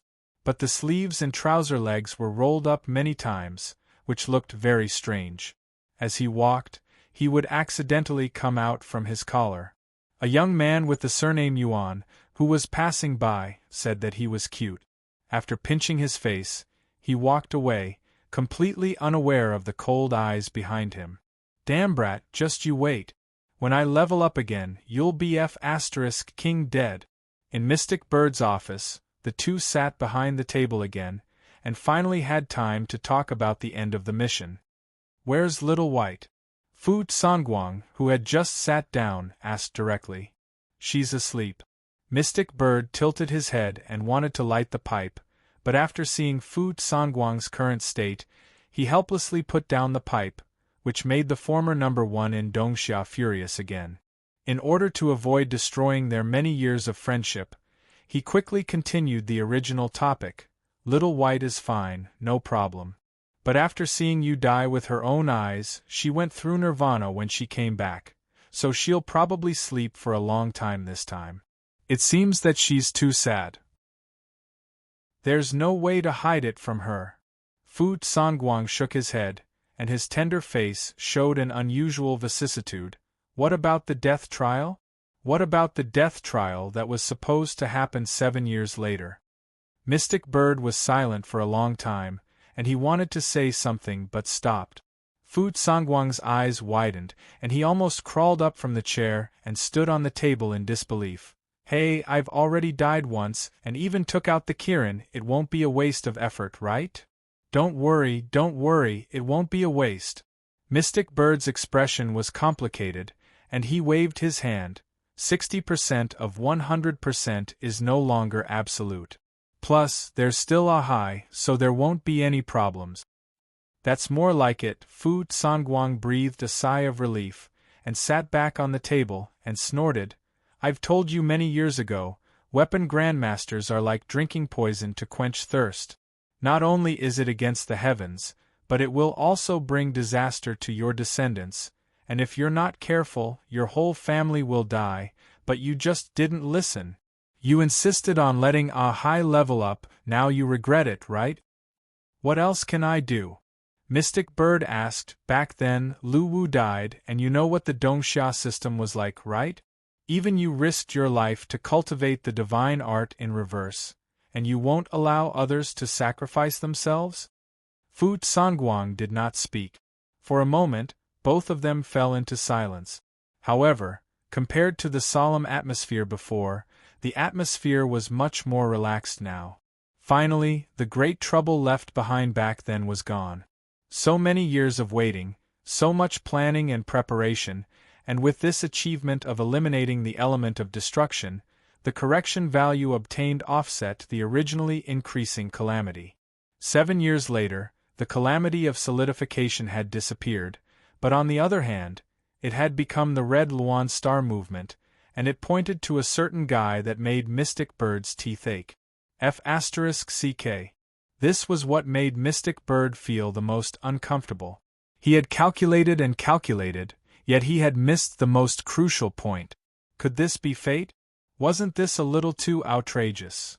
Thinking of this, he subconsciously raised his head and looked at the ceiling, and then Fu Sangguang kicked him in the face.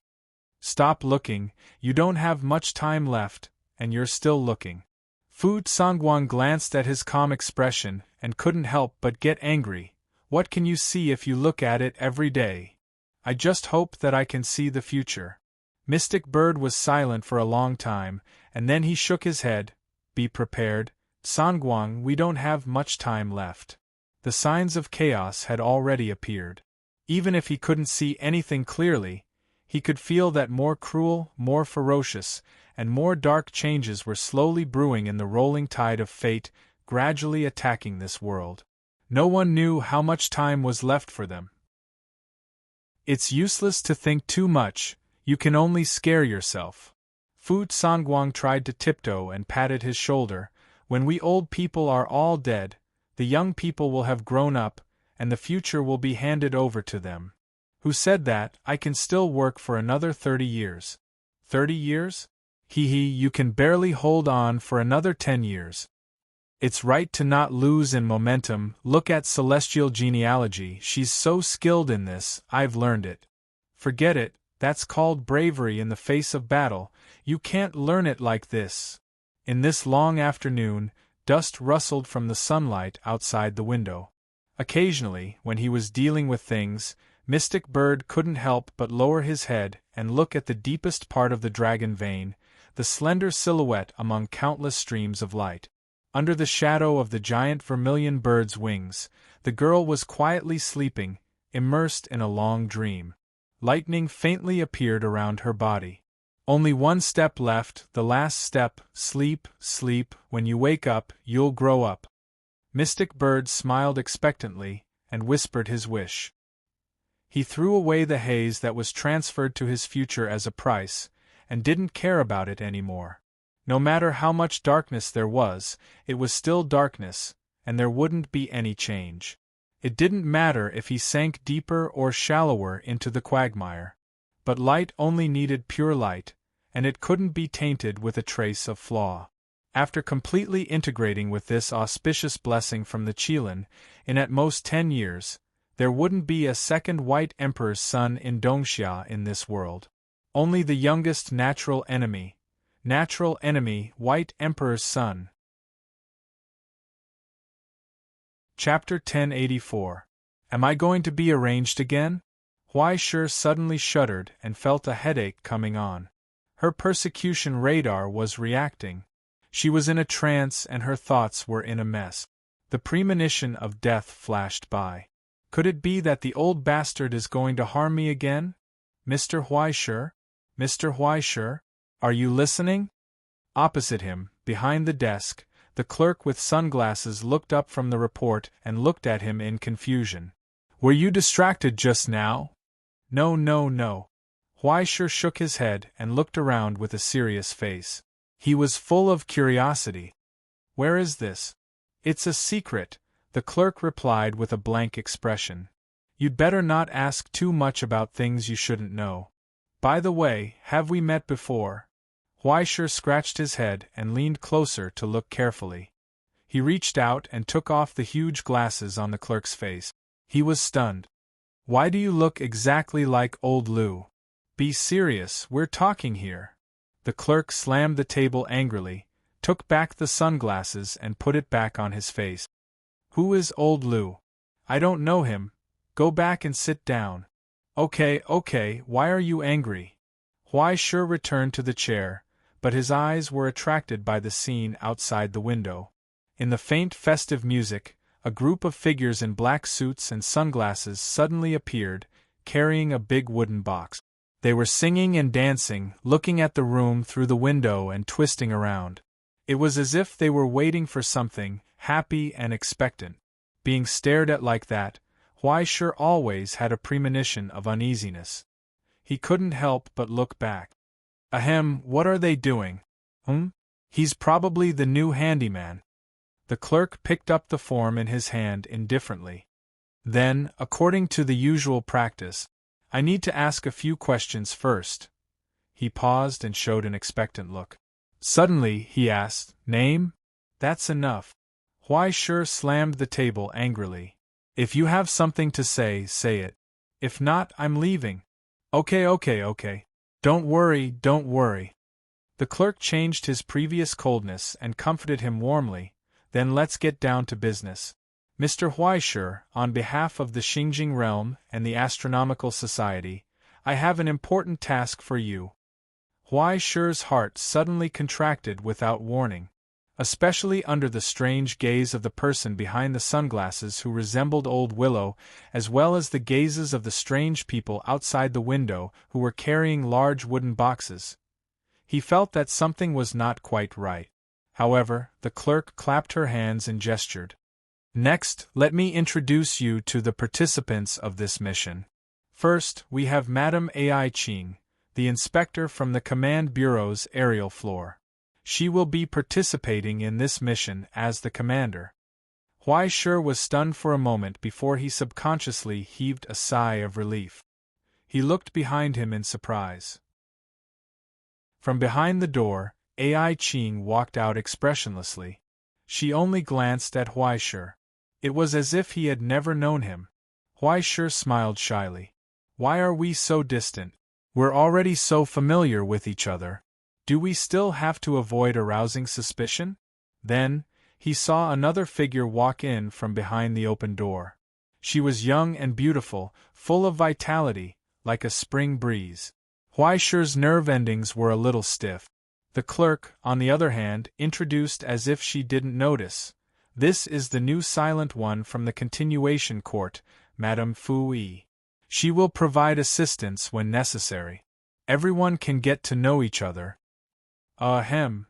Huaishir coughed dryly, and his heart twitched. We'll get to know each other. Yes, we'll get to know each other. Is that so? That's good. The clerk smiled. Of course, the most important person in the team is a creator who has come as a specially hired expert. I hope that everyone can prioritize her safety.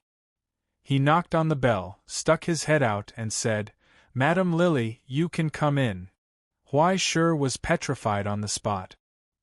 He stiffly turned his head with difficulty and saw a woman in a white dress walking in from the corridor. She looked at the people in the room timidly. Finally, she smiled at Huai Shi and nodded. Mr. Huai Shi, long time no see. Long time no see.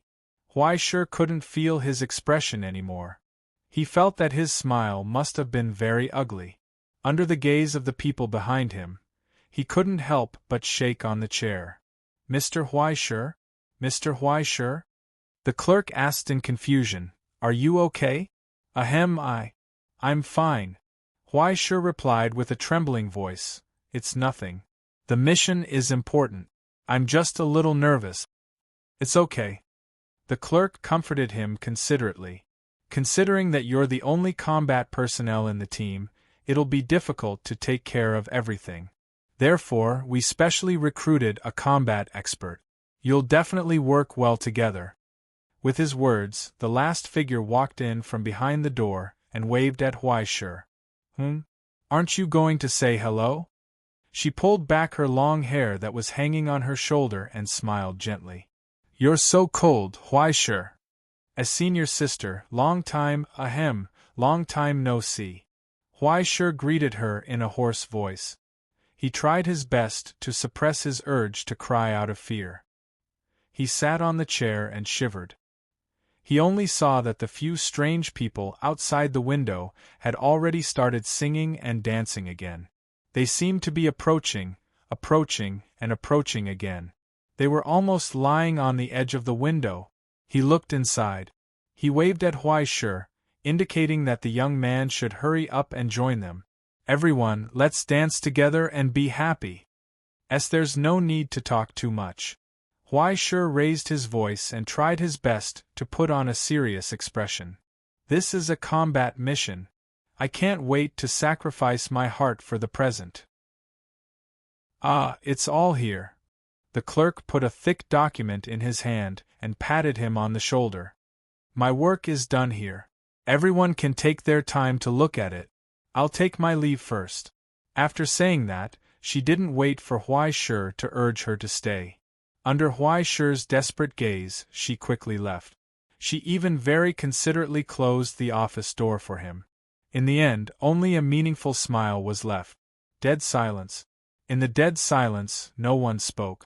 They just quietly looked at him. Looked at him. Huai Shi's hands that were holding the document trembled constantly. He was sweating profusely. What about the mission? Didn't you say you wanted to take a look? Ai Qing asked. Why don't you open it? Yes, I'm also very curious. Luo Xian nodded and smiled gently. What kind of mission can require so many people to take action? Huai Shi swallowed his saliva. He lowered his head and opened the first page of the hard-shell document with trembling hands. Then, the 72-pound thick scarlet font suddenly rushed to his retina, leaving a mournful brand like a bloodstain, bringing despair and alarm engraved in his soul. What's wrong? Fu Yi asked. Why aren't you saying anything, Huai Shi? Is there a problem? Lily asked worriedly. Mr. Huai Shi, you look so pale. Huai Shi, panting, raised his head tremblingly. Cold sweat dripped down his face like tears. In his hand, on the cover of the trembling document, a scarlet title was written, Scumbag Huai Shi's Execution Combat Operation. At that moment, he saw, on those pretty faces, some cold, some gentle, some pure, and some simple, a kind of terrifying smile that made one's liver and gallbladder appear at the same time. Huai Shi's frightened face was reflected in the empty eyes without any light. Then, amidst the jubilant music outside the window, axes, hammers, swords, and spears were slowly raised. Bit by bit, they closed in on Huai Shi, closer and closer until the shadow swallowed up that despairing face. Huai Shi closed his eyes and only had time to cover his face and scream, "Don't come over!" Suddenly, he bounced up from the sofa in the office, and the blanket on his body slid to the ground. The girl next to him was also stunned, and she retracted her hand that had just been quietly stretched out as if she had been electrocuted. She didn't know what had happened. Teacher? Teacher? Yuan looked at Huai Shi's tearful face in surprise and worry. Are you okay? Huai Shi gasped in horror and looked around. After a long time, he found that he was in the office of the ivory tower on his sofa. He was perfect from head to toe without any wound. Outside the window, the morning sun shone in. Birds were singing and flowers were fragrant. As for what had happened just now, it was just a dream. It was a dream, just a dream. Ha ha ha ha ha ha. Huai Shi wiped the cold sweat and tears from the corners of his eyes, and couldn't help but laugh out loud. Nothing, just, had a nightmare. He raised his trembling hand and waved it slightly, forcing a smile. Don't worry. Well, okay. Seeing that he didn't seem to notice anything, Yuan seemed to be relieved. When Huai Shi asked her why she was in his office, the girl who acted as a guest secretary coughed twice with a serious expression and picked up the document in her hand. The notice has just arrived. A special agent from the administration responsible for coordinating border missions will arrive at the Ivory Tower at 10 o'clock tomorrow morning. We need to prepare a reception. Well, after all, he is a special agent from the administration. Just treat him well. Huai Shi took the notice and glanced at the name casually, and the smile on his face stiffened. Ai Qing. Teacher? Teacher? Yuan asked uneasily. Are you okay? Ahem, I'm fine. Huai Shi raised his voice and replied. As your teacher, I'm fine. Yuan looked at him suspiciously, picked up the schedule, and reported. In addition, a group of preparatory members from the Continuation Academy will come here today for a short investigation and internship mission. The relevant authorities have sent us a note, hoping that we can guarantee their safety. Ahem, well. After all, it's the continuation.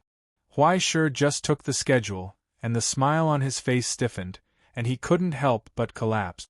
That list, the middle of the list. He saw the name at a glance. Fu Yi. He only felt his ears begin to buzz, and his blood pressure skyrocketed. Is there anything else? His smile had become uglier than crying. I need to rest. There is a meeting that you need to attend in person. It's about the cooperation agreement between the Ivory Tower and the Border Dark Net. The relevant representatives will arrive at noon today. Huai Shi's vision went black. He raised his hand, took a deep breath, and asked in a trembling voice, What's the name of the representative? It's strange, it's not written on it. Yuan checked the display on the screen and turned it over to show Huai Shi. There's only a sign and it says Hila. Then, she saw a rare sight. Her own teacher started to twitch crazily as if he had been electrocuted, like a maggot that was about to die. Teacher? In the end, she couldn't restrain her worry and reached out to touch Huai Shi's forehead. What's wrong with you? Do you want to see a doctor? No need.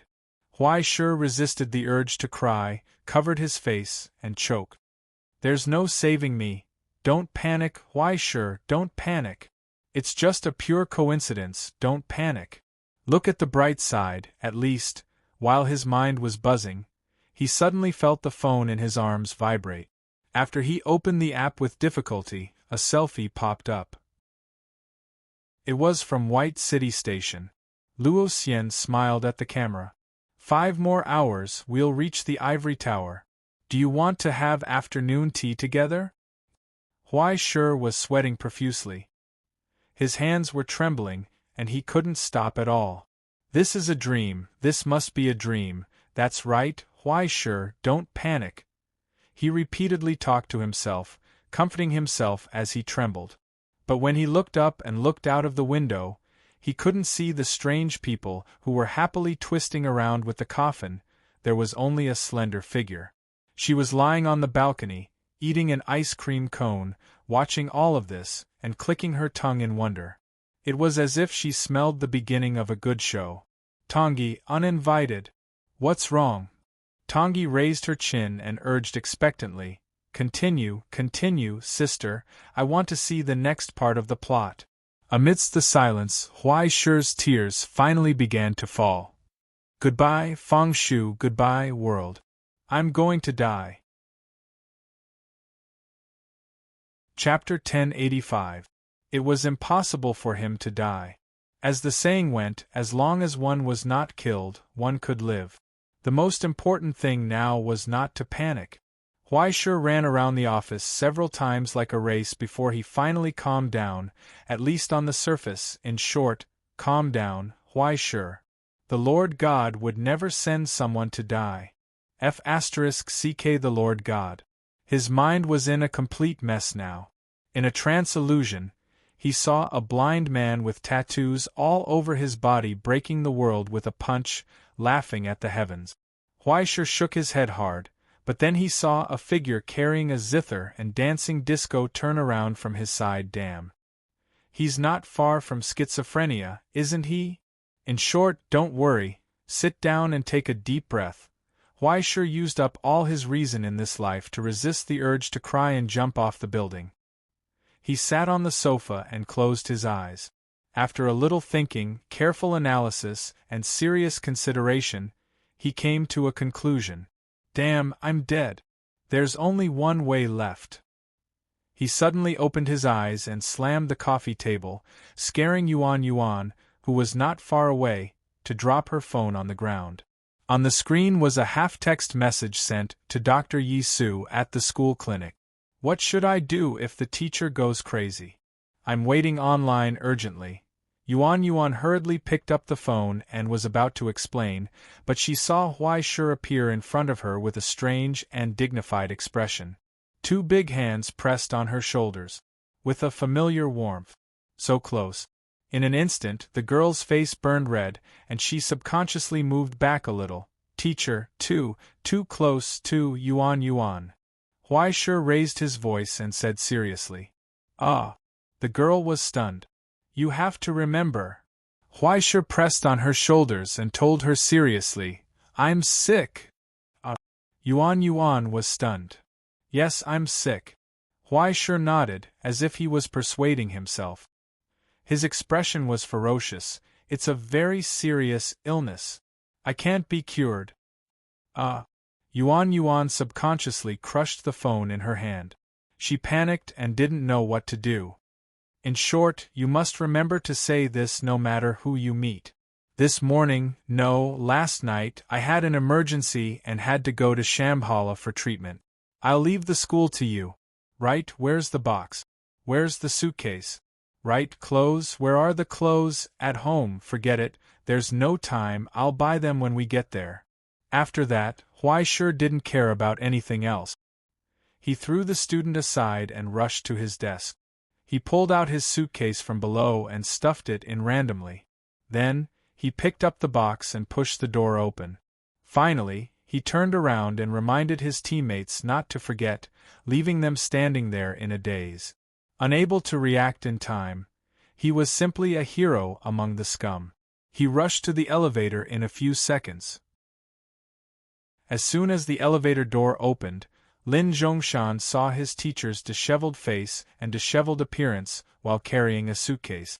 A familiar feeling suddenly hit him in the face, causing him to finally blurt out the temptation he had been hiding in his heart all along.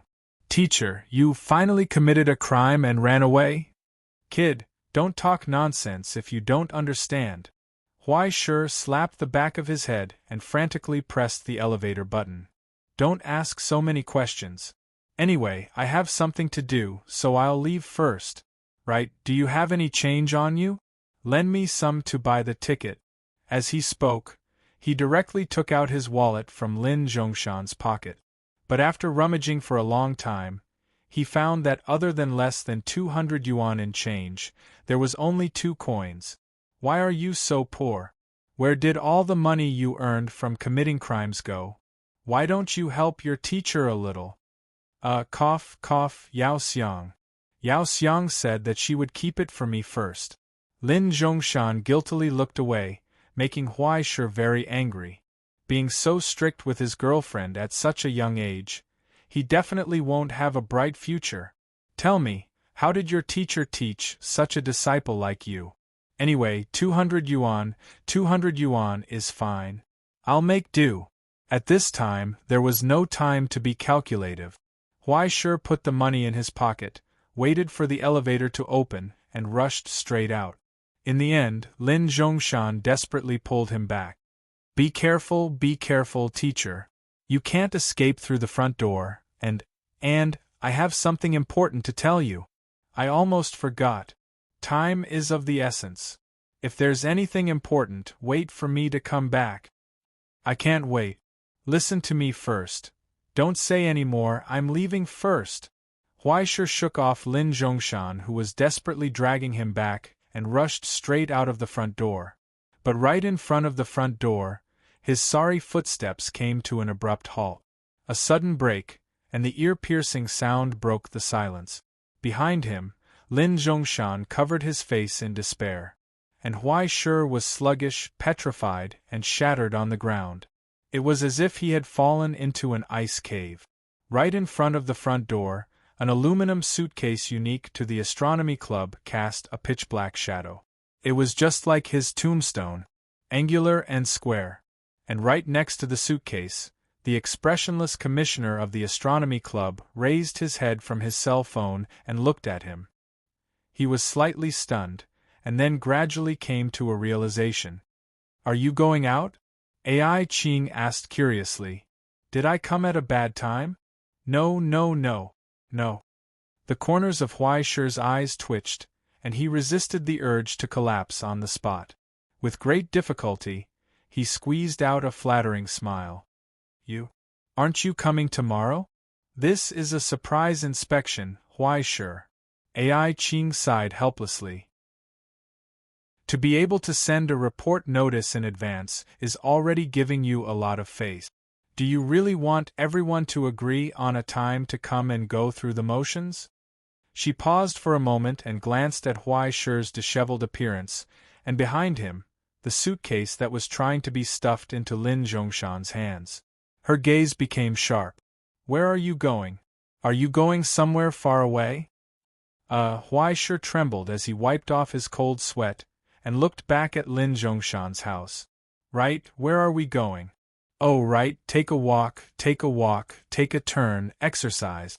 Isn't it because the student is lazy and has no motivation to eat all day, so I want to force him to exercise. Weight training. Use the suitcase to carry weights? Ai Qing smiled. Yes. At this point, there was no other way. Huai Shi could only harden his heart and put the suitcase into the arms of Lin Zhongshan's house. You see, take to live, use to live. It's expensive to buy a dumbbell, isn't it, little 19? Yes. Under the teacher's cold gaze, little 19 nodded like he was pounding garlic. He lifted the suitcase and began to lift weights on the spot. He twitched as if he had been electrocuted, and his posture was vigorous. This exercise method is wonderful. I will write it in the observation log later, and suggest that the decision-making room promote it. Ai Qing seemed to believe him, nodding slightly. But then, she asked directly, why do I feel that you are avoiding me? No. It's nothing. When I knew you were coming, I couldn't be happier. How could I run away? Huai Shi wiped his cold sweat, turned back and kicked the student. Ah, right, little 19, hurry up and say hello to your sister. How can you be so rude? Lin Zhongshan almost shed tears. Damn it, which one of us took the road of evil karma? Being a tool and a scapegoat, really inhumane. Hi, Miss Ai. He squeezed out a guilty smile with difficulty like Huai Shi. After Ai Qing glanced at him, she nodded with understanding. I was wondering why he turned around and ran after seeing me. It turns out that he ran to you to tip you off. He's just like his teacher. Huai Shi turned back and looked over in shock. The teacher and student's eyes met for a moment, and Huai Shi's eyes almost popped out. Why didn't you say so earlier? I wanted to say it, but you didn't listen. I didn't even let you go through the front door. Who knew you would run so fast? But soon, the intuition from the road of evil karma sensed that the surrounding temperature was getting lower and lower. Lin Zhongshan shuddered subconsciously, sensing that something was wrong between the two of them. Suddenly, under Huai Shi's shocked gaze, he resolutely took a step back. Then, he took another big step back, until he was at a safe distance. I almost forgot. He patted his head and said in a monotonous tone, Yao Xiang called me to eat. Teacher, Madam I'll be leaving first. After saying that, under Huai Shi's desperate gaze, he carried his suitcase and strode out of sight. Teacher, hold on, I'll leave first. In the crowded hall, there was a strange silence at this moment. Everyone looked in the direction of the door in confusion. The principal's secretary, who was temporarily acting as the principal, and the special inspector from the Astronomical Society, when they looked at each other, the atmosphere was so tense. It felt as if the friction between the Utopia and the Federal Bureau of Investigation had arisen again. The two big shots fought to the end of the realm, and their auras fell, and even hell was obliterated, but in fact the Utopia was long gone. Huai Shi could only tremble. He squeezed out a flattering smile, wiped his cold sweat, and tried to find something to say. Look at this child. He doesn't know anything and has no manners at all. Don't take offense. There was no other way. At this point, he could only temporarily deal with them and wait for an opportunity to escape. The most important thing was to pass the inspection of the Federal Bureau of Investigation before anything else. However, the countdown in his heart was disappearing crazily, as if every minute and second was pushing him to the edge of death. You seem to be very nervous, Huai Shi. Ai Qing scrutinized his appearance and said meaningfully, What are you trying to hide? No.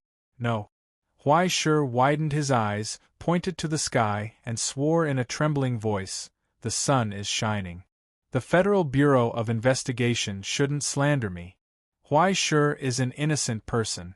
There's nothing that can't be told to others. I'm dedicated to contributing to the realm. How could I do anything shameful? If you have any doubts, feel free to investigate. Don't worry, it will only help me prove my innocence. Innocence? What innocence? A curious voice came from the side. Did something happen? We're talking about work.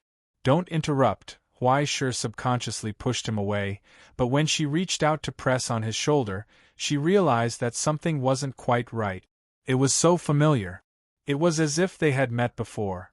Amidst a waterfall of cold sweat, Huai Shi trembled. With great difficulty, he turned his head and saw Luo Xian's smiling face. At this moment, it was as if the world had frozen in despair. Huai Shi's heart no longer had any warmth. It was completely cold. When the tear-like origin substance flowed out of his soul, he could already see the terrifying future of the vast darkness engulfing him. Fang Shu, can our coffin still be used? Chapter 1086. Long time no see, Huai Shi. At this moment, under the rising sun, the travel-worn senior sister waved her hand and noticed the atmosphere between the two. She seemed to understand something. Did I interrupt your work? No, you didn't. Under Ai Qing's gaze, Huai Shi withdrew his hand from Luo Xian's shoulder as if he had been electrocuted. His voice trembled as he greeted her. Didn't you say you would come later? Because I couldn't wait, Luo Xian replied with a smile. So, while you weren't paying attention, I sped up ahead of time. As she spoke, she made a flower gesture. Surprise, yes. Huai Shi tried hard to wipe the cold sweat on his forehead and forced a smile. Surprise. Thank you, senior sister. He sincerely hoped that someone would appear soon, and something would happen quickly. For example, Russell's sudden death, the invasion of destructive elements, or the attack on the ivory tower.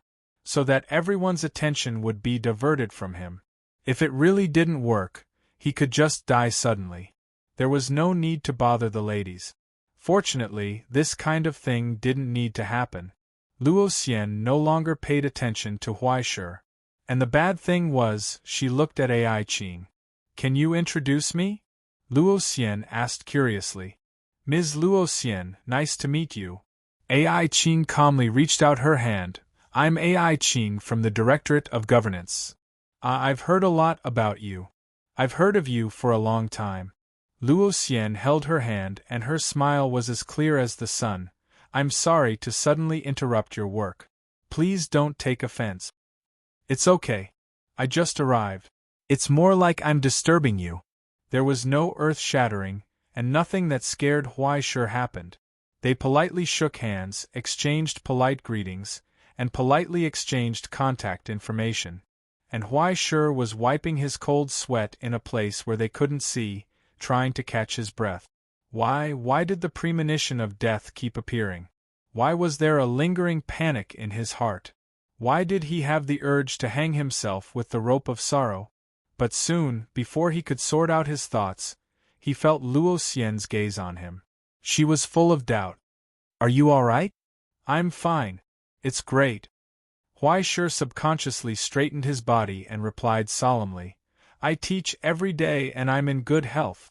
I just advanced, so I slept soundly." "You look a little too pale. Have you been resting well recently?" Luo Xian sighed helplessly. "Just now," I said, "when I was on my way here, I just remembered that the ticket I booked is for tomorrow. So, I might disturb you tonight. Do you have a place to stay here?" "There is." Huai Shi invited her without hesitation. "Stay at my place tonight. It's big and comfortable." Before he could finish his words, his voice was stuck. He sensed a calm gaze coming from behind Luo Xian. It was so deep and playful. Huai Shi was suddenly drenched in sweat. In this frozen time, he stiffly twisted his neck. He could only hear his heartbeat frantically bursting forth like thunder, ravaging his fragile soul and consciousness, gradually pushing him towards death in the sea of despair, and at that moment, Huai Shi finally came to his senses. In this shadow of crisis, what emerged in his soul was an unprecedented calmness and calmness. His consciousness was operating at high speed. He used his brain, activated his wisdom, and came to a conclusion. He grasped tightly onto the life-saving straw in the dark. Of course. Huai Shi's expression was as calm as usual. He said indifferently, "There are many rooms in the stone marrow hall. Guests come from afar, so there's no reason for them to stay elsewhere." As he spoke, he looked at Ai Qing magnanimously and sincerely invited her. "So, do you want to come together?" In the distance, the little cabin in the forest secretly peeked out only to see darkness in front of his eyes. He staggered back a step, unable to stop sucking in the cold air. The strength of an ox, level 10. It was as if he could see the two pitch-black words, EQ, blooming above his teacher's head. Such a carefree dance in the minefield, such a careless gamble. He was completely unafraid of the tragic scene that might happen next and the terrible consequences of flipping over. What it showed was a magnanimous heart without any worldly desires. Was this the true strength of the gold medal cowherd of the Astronomy Association? Love, love. He bravely took a step forward, but in the fog, was there a smooth road ahead or an abyss? Even Huai Shi didn't know. In this short, almost imperceptible moment, he finally received a reply after waiting anxiously. "Okay." After seemingly thinking for a while, Ai Qing nodded slightly. "Coincidentally, I haven't seen Mr. Fong for a long time. Then, I'll have to bother you tonight." As she spoke, she bowed slightly and nodded to Huai Shi to thank him. Gulp. Huai Shi secretly swallowed his saliva. Why? It seemed that he had smoothly passed the tribulation, but why did he feel more and more uneasy? What was wrong? Even the evil chill on his back seemed to have gotten closer to him. It was almost lying on his neck, silently exhaling cold breaths and laughing sinisterly. This made him vaguely feel that he seemed to have made a worse decision? But now that things had come to this, there was no turning back. Even if he was shameless and drank poison to quench his thirst, he could only stride forward. In any case, I, Huaishe, am a pure and innocent person. My actions are righteous and I sit upright. I just happen to know a lot of girls. What's there to be afraid of? After the pot was cracked, Huaishe raised his head, flicked his hair to the back of his head, and straightened his collar. He looked refreshed. I'll take everyone, no need. Luo Xian smiled and waved her hand. I won't disturb you from talking about work. Just find someone to take me there. Well, I think she's a good person. She casually reached out her hand. While no one was paying attention, she fished out Anna, who was hiding behind the counter and quietly watching the fun, and like magic, she appeared in her hand.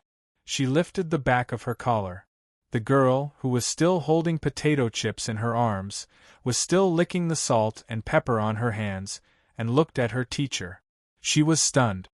Oh, what a coincidence, teacher. Anna blinked her big eyes, trying to look cute. What are you talking about with two beautiful girls? You really know how to talk. Luo Xian smiled and stroked the girl's head. She shook it twice and easily suppressed the girl's resistance.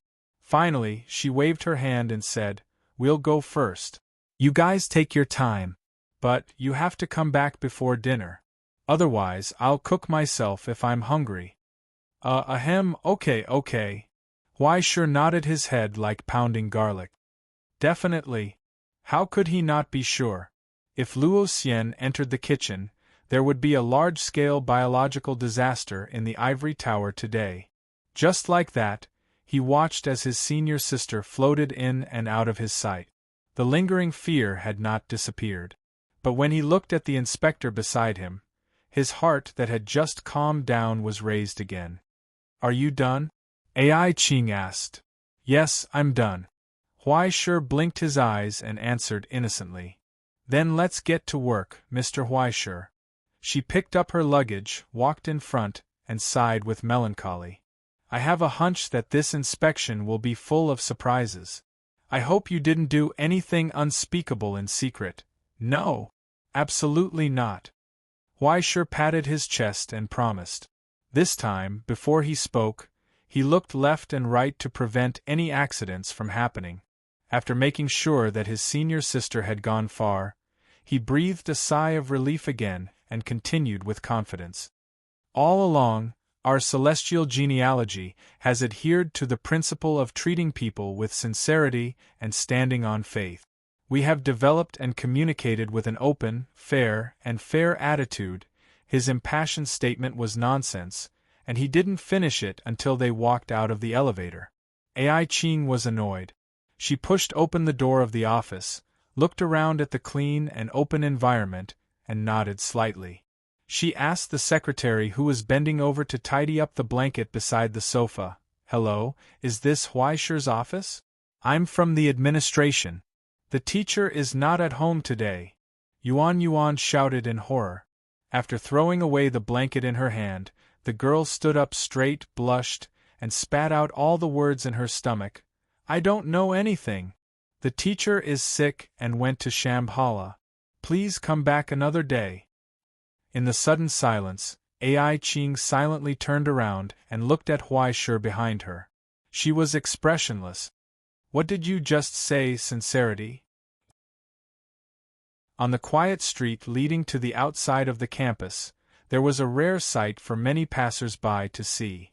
A traveler carrying a huge backpack held a girl in red by the collar and curiously looked at the rare scenery. From time to time, he would stop and take a few photos. He finally remembered his purpose and lifted the girl in his hand again. Where do we go? Left, yes, turn left and then we'll be there. Anna tried hard to twist a little and squeezed out a smile, showing flattery and docility without any wildness. Can you put me down first?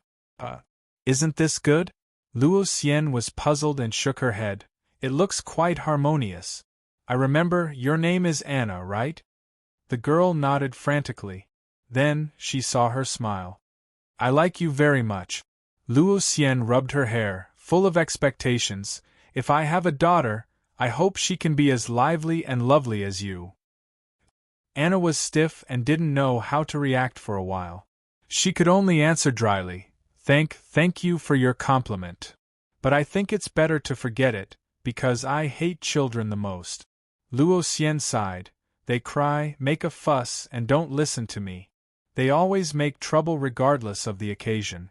If I want to teach them a lesson, I have to be careful, because if I don't pay attention, they will break. Anna is cuter, right? How is she cute? It's a place that won't break down easily. Anna felt that she was going to explode. She was scared and curled up into a ball. Look, it's soft like cotton. It's so cute. Its big blue eyes are so cute, and its skin is so white and smooth. It's all very cute. She gently rubbed the girl's cheeks, full of love for the furry. And under her hand, the white wolf trembled and shivered. Tears flowed uncontrollably. Under the control of that sweet smile, the young heart had been covered by a shadow of horror. Little Anna gradually came to a realization in her heart. Although I don't know what's going on, but teacher, you will die a terrible death in the future. No, this day might come very soon. She decided. Today, she would buy an express ticket back to Yekaterina Castle. Run as far as possible. Don't let teacher's blood splash on her. Chapter 1087. At the same time, outside the border station of the Ivory Tower, excited shouts could be heard from the bustling crowd. Ivory Tower, I'm here. Prince of Paradise, I'm here. The blonde girl jumped excitedly in the crowd, screamed, and shook her colleague beside her crazily. What should I do? What should I do? Phoo, I'm so excited, I'm so excited. We might only be 2 kilometers away from Huaishur. Maybe this time we can directly see the Sword of Disaster. No, the navigator himself. Ah, I'm so excited. Ah, look at this scenery, how wonderful, the air is so sweet, maybe there are 2 molecules in it that were exhaled from Huaishur's throat. Oh, roar, roar, roar, roar, roar. Speaking of this, the blonde girl laughed strangely, hanging on her colleague's body and wriggling like a maggot. Fu Yi was expressionless. Be decent, Jima, calm down, stop sucking. I just saw the auntie in front farting. With great difficulty, she persuaded her companion to calm down a little. At least she didn't tremble like an epileptic patient. She finally let out a long sigh. She was tired.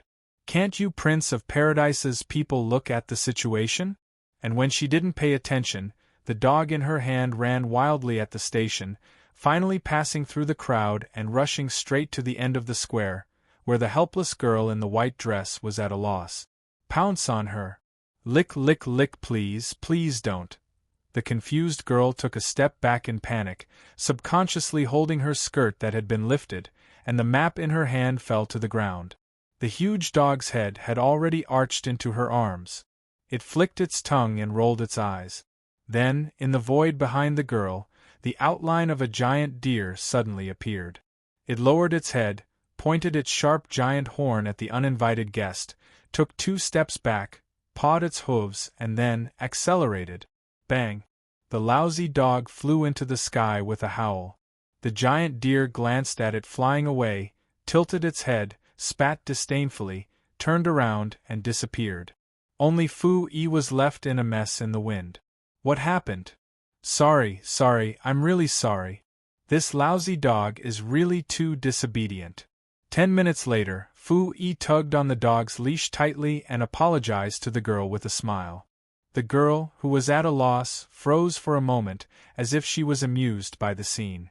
She covered her mouth and shook her head. It's okay. This Mr. Huaishur is also very cute. Well, he's just a little big and a little scary. As she spoke, she carefully reached out and rubbed the fur on the giant dog's head. The giant dog was instantly excited. It wagged its tongue and wanted to pounce forward again, but behind the girl, the white deer's faint silhouette deterred it. In the end, it lay on the ground and docilely wagged its tail. That's good. That's good. Seeing that Fu-Yi was fine, Gemma, who always acted like she was close to Fu-Yi, suddenly had a wicked idea again. She picked up her suitcase and patted Fu-Yi on the shoulder. Then I'll go first. As for the professor, please remember not to. I understand. I'll help you apply for leave. Fu-Yi sighed helplessly. You're going to visit the Holy Land, right? Oh ho, Fu, you really do understand me. Love you. Gemma blew a kiss and began to run wildly with her suitcase in tow. After she was far away, she waved excitedly and said goodbye. I'll bring you around the prince.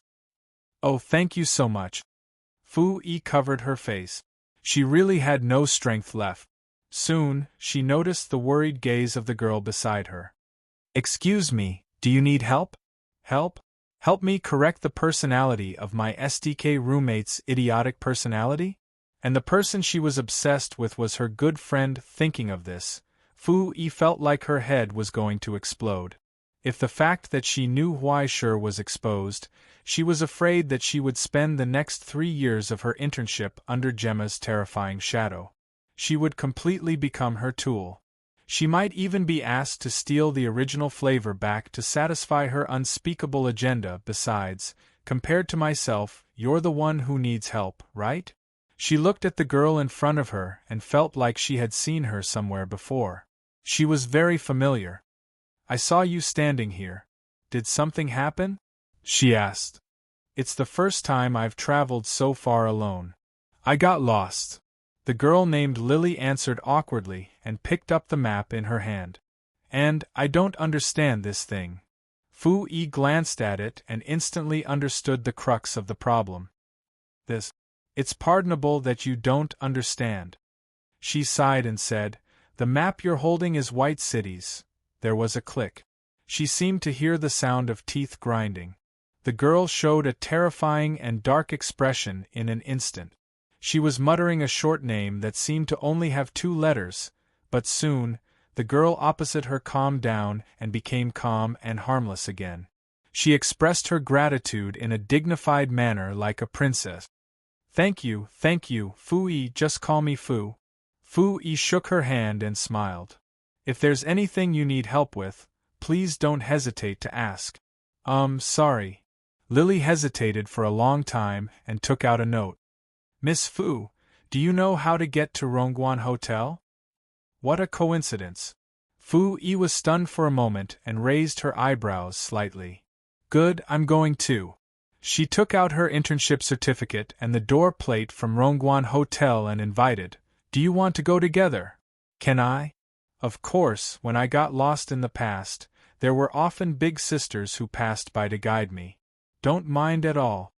Fu-Yi smiled proudly and took her hand. Let's go. As she spoke, she pulled the girl and strode in the direction of the subway. And just behind them, behind the pillars of the station, a silent woman looked at their backs worriedly. Next to her, the lid of the trash can suddenly opened. KP stuck his head out. Is it really okay to leave it like this? She's not a child. St glared at him and couldn't help but whisper softly, It's just going out alone. It's no big deal. Besides, she has to learn how to make friends. Although he said so, it was obvious that he couldn't help but worry. The lace ornament on the cuffs was already deformed. KP rolled his eyes and began to instigate. Do you want to follow them and see? How about I give you a successful sneak? And I can also help you pass psychology. What's the difference between that and a stalker? St shook her head. After pursing her lips, she reluctantly withdrew her gaze. Let's go home, okay, but I feel that we'll miss a lot of classic plots if we go back like this. KP reluctantly looked at her and patted the camera in his hand. Well, he had already taken a lot of precious materials. It didn't matter if he lost a little. But soon, he noticed that St was looking at him. It was as if she was looking at trash. You changed the map I prepared, right? The rich woman took out a grenade. This, KP subconsciously covered the camera in his arms. Then, he saw St throw the grenade in her hand into the trash can. The lid was pressed down. After a muffled sound caused by countless shrapnel, a wisp of smoke slowly emerged from the trash can. Just stay there and wait for someone to send you back. St gave the trash can one last glare and turned to leave. Rongguan Hotel, a high-end accommodation brand from America's Rongguan Group, signed an official agreement with the Ivory Tower. At noon, on the 11th floor, by the window in the restaurant. After the initial awkwardness and nervousness, and after confirming that this big sister was not a bad person, Lily let down her guard and invited this kind lady to have a meal with her for the first time. At the same time, they gradually talked about their own matters. A friend. After hearing the purpose of the other party's visit to the Ivory Tower, Fu Yi couldn't help but feel melancholy. A very important friend. Lily showed a rare solemn look and corrected her. A very, very important friend. Well, I can feel that she must be a very outstanding person. Fu Yi nodded. Although she didn't know the specific name of the girlfriend, she could feel from her description that she was handsome, upright, gentle, and affectionate. That's great, that's great. Fu Yi held her chin and sighed with envy. I also want a friend like that. However, she only had a lousy dog. And a dead salted fish that wouldn't move even if she poked it. Why was there such a big difference between people? However, you must be careful not to be deceived. Fu Yi reminded her seriously. For example, don't believe words like after dinner, do you want to come to my house? Or I can't go back after school curfew. Can you let me go to your house for a while? Why? The girl was confused. Because. Fu Yi leaned over and lowered her voice. She described the tactics and goals of various classic scumbags, and even the final result. Before she finished, she felt a high heat rising from the girl's head. Even Fu Yi was amazed. Why are girls so shy nowadays? She had just said, it's so dark at night and I'm so scared. This is too fast, Lily trembled. Fu Yi's eyes twitched and she shrank back a little. Be careful, girl, the fork is going to break. Is it really like this? In shock, Lily grabbed the tablecloth and muttered to herself about the ugly nature of creatures. Why has it never been mentioned in the dictionary? And so on. She was at a loss. Calm down, calm down. Fu Yi reached out and placed her hand on Lily's palm like a psychiatrist. Her voice was calm, and the power of the Silent One calmed Lily's restless consciousness and soul. Don't be afraid. There's nothing to be ashamed of or afraid of, Lily. As long as both parties are adults and express their willingness, this is a part of the relationship that comes naturally. This is a more intimate part of the intimate relationship between two people. Intimate? Lily was at a loss. Yes, intimate. Fu Yi said softly. Just like hugging and kissing, this is human nature. You don't have to be afraid of it. Under the comfort of the Silent One, Lily finally calmed down. She seemed to have accepted the reality of the adult world, but the fear still lingered. As for Fu Yi, she hid her trembling hand under the table and took a sip of her drink with her other hand. She suppressed the fear. Her trembling hand couldn't stop shaking. Until now, she realized what kind of big boss was sitting across the table. The Creator. This was King Creator. She wasn't the one who was frightened, she was the one who was frightened. If she wasn't sure that the other party wasn't pranking her, she would have run away with the excuse of going to the toilet. What the hell? An underage creator and a beautiful girl, this world was too fantastical. Unfortunately, there was no chance to run away. Just across the table, the girl grabbed her hand and held it tightly, her eyes full of admiration and admiration. Miss Fu, you know a lot. Cough, cough, it's just so. Fu Yi looked away embarrassedly. You must have that experience. Lily lowered her voice and asked curiously, can you tell me what it is like? What the hell? Fu Yi couldn't hold it in anymore and wanted to cover her face.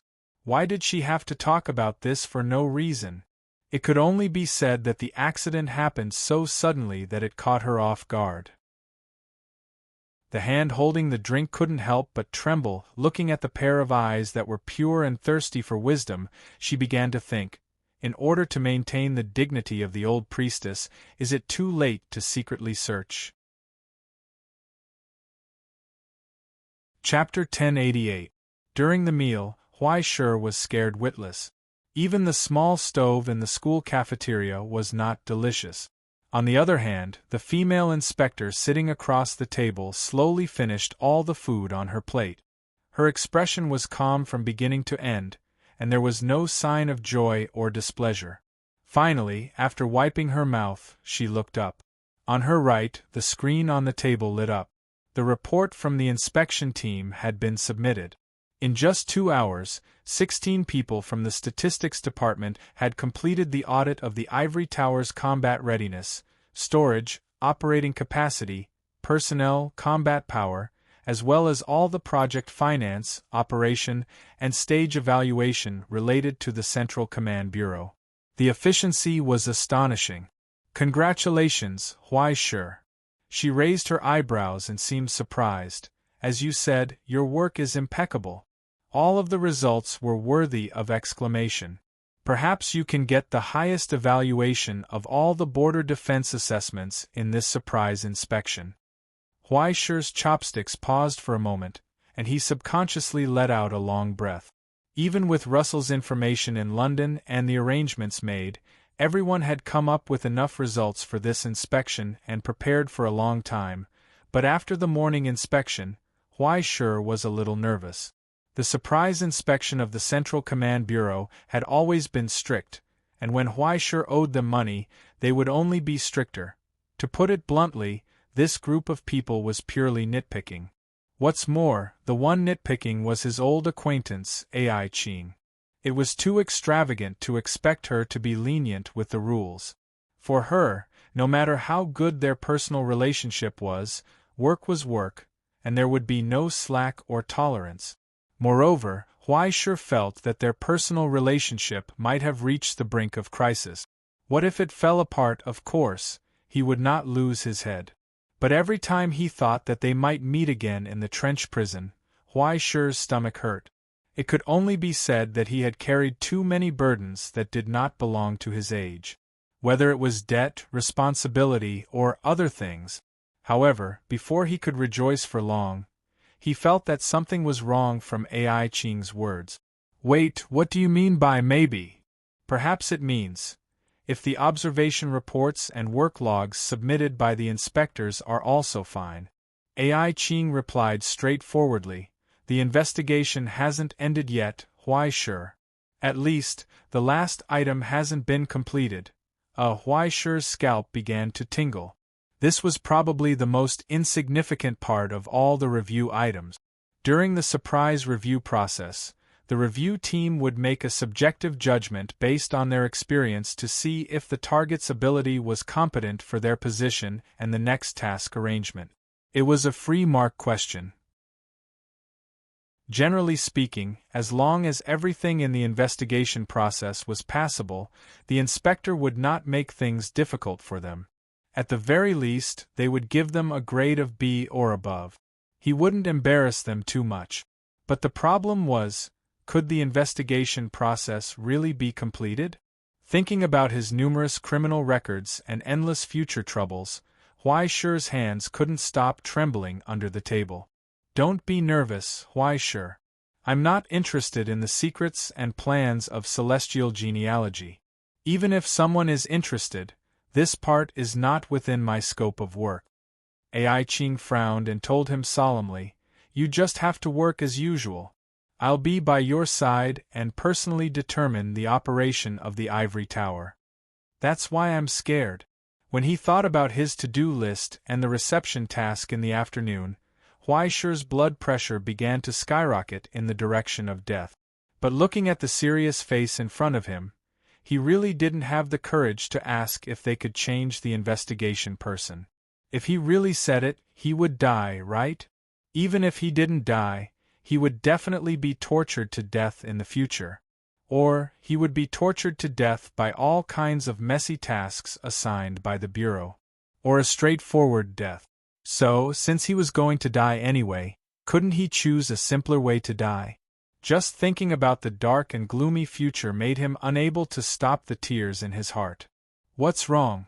Ai Ching asked doubtfully. Is it not suitable? No. It's suitable. It couldn't be more suitable. Huaishir shook his head and answered decisively without thinking. Just like that, he didn't hesitate to kick himself into a dead end.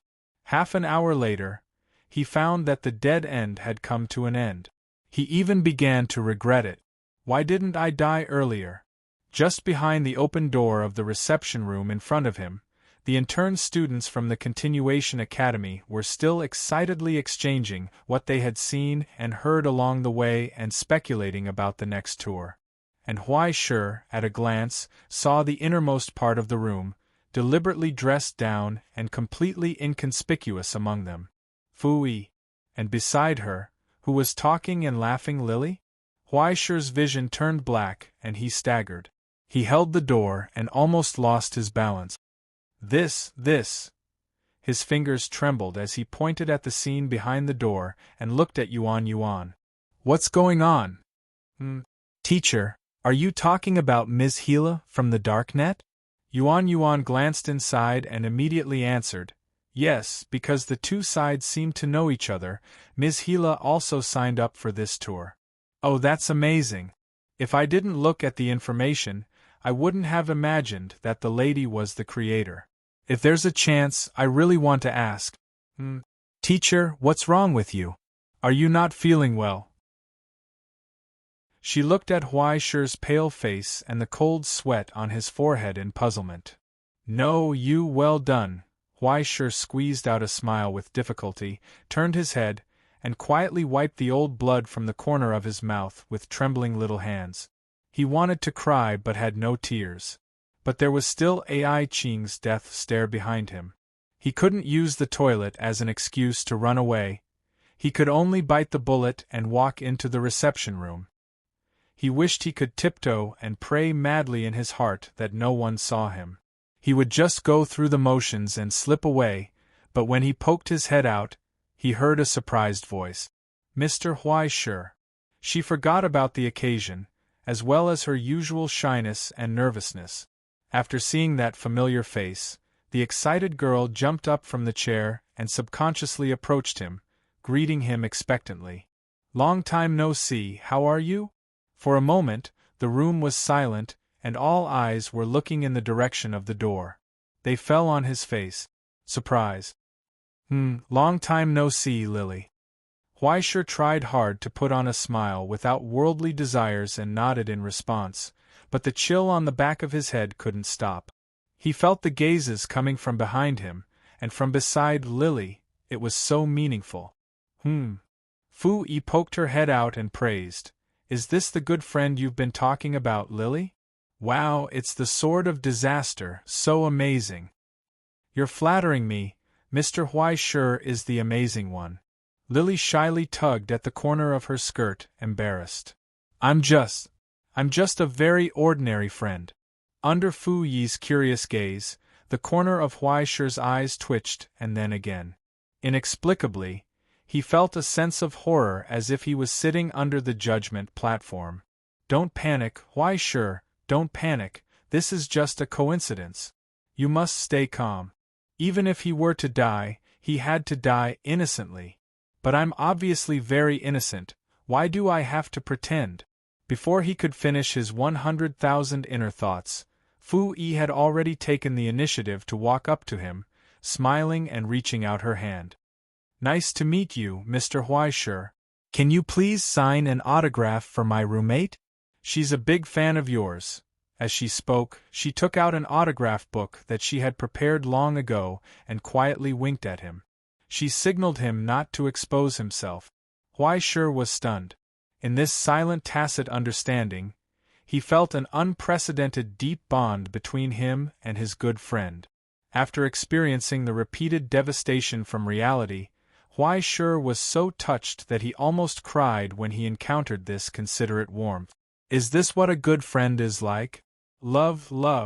But after the initial feeling of being touched, he couldn't help but panic even more, But what exactly was the problem? The problem was that he couldn't say it at all.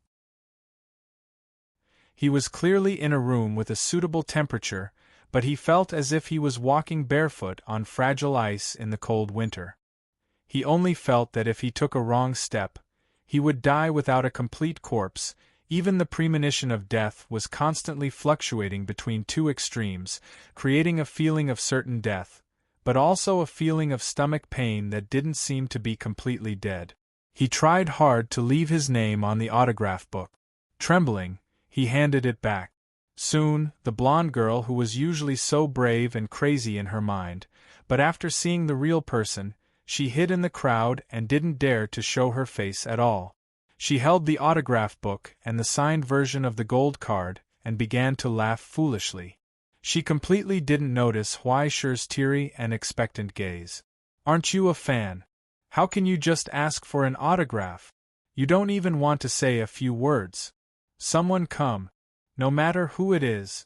Break this strange atmosphere that seemed to be very normal, but made him want to cut his own neck and hang himself. So, in the dark, it was as if his prayer had been heard.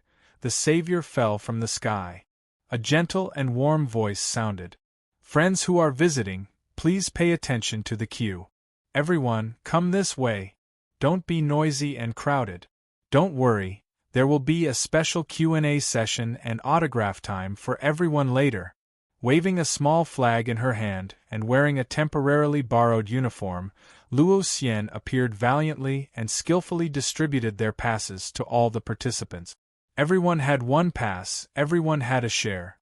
In the intense stomach pain, Huaishi felt that the terrifying shadow of hell was once again one step closer to him. "Xian, Sister Xian? I'm here to help." Luo Xian smiled playfully at Huaishi. "Because it's too idle to stay in the room and it's not good to wait for Mr. Fong to serve us, so after taking a shower, I simply came to volunteer with Anna." With that, she looked at the girl next to her. "Am I right, Anna?" Yes, that's it."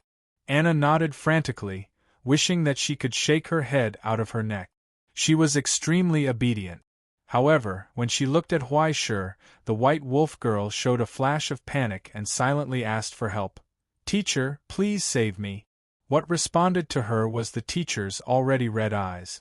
Under the noon sun outside the window, a drop of tear that clearly only existed in an illusion had fallen from his cheek to the dust and smashed into pieces. "Just like his heart, your teacher can't be saved. How am I supposed to save you?" Chapter 1089. In the short first half of his life, Huaishi found that no matter how scheming humans were, there would always be a limit. Of course, this did not include debts, loans, the degree of bad luck, and the malice of this world towards him. In just 5 hours, after experiencing a lot of destruction from fate, he was already lying flat. As the saying goes, when you have too many debts, you don't have to worry. As long as people were alive, there would always be a day when someone's life would collapse.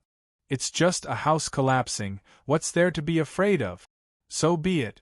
Moreover, if I die, at least 5 people can be divided. Isn't that great? After thinking this through, he had already given up resistance. Especially when he found out that the first stop of the local tour program was the Tai Academy.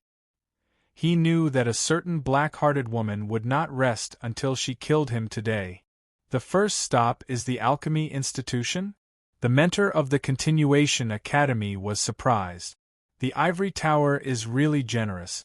Is it okay for us to visit such a confidential place? Of course not. Can't we change it? It's better to take a look at the amusement park that has recently been built by the school. In addition to the Death Roller Coaster, the Hell Ferris Wheel, the realistic Drop Tower, and so on, there's also the Ghost Castle. Hot songs and dance, it's so exciting. It's guaranteed that no one will return. Huaishi wanted to say this, but the tour schedule had already been sent to everyone's hands, so he could only nod with tears in his eyes. Just look at the fucking schedule.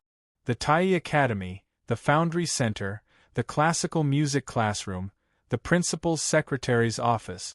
Every link revealed naked malice, as if they wanted to directly push Huai Shi into a pot of oil.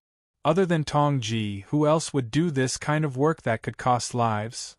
At this moment, just outside the brand new Tai Academy, in front of the metal building built with the structure of the Heavenly Palace, everyone looked up in amazement at the solemn and cold silhouette, and could not help but marvel at this spectacular scene.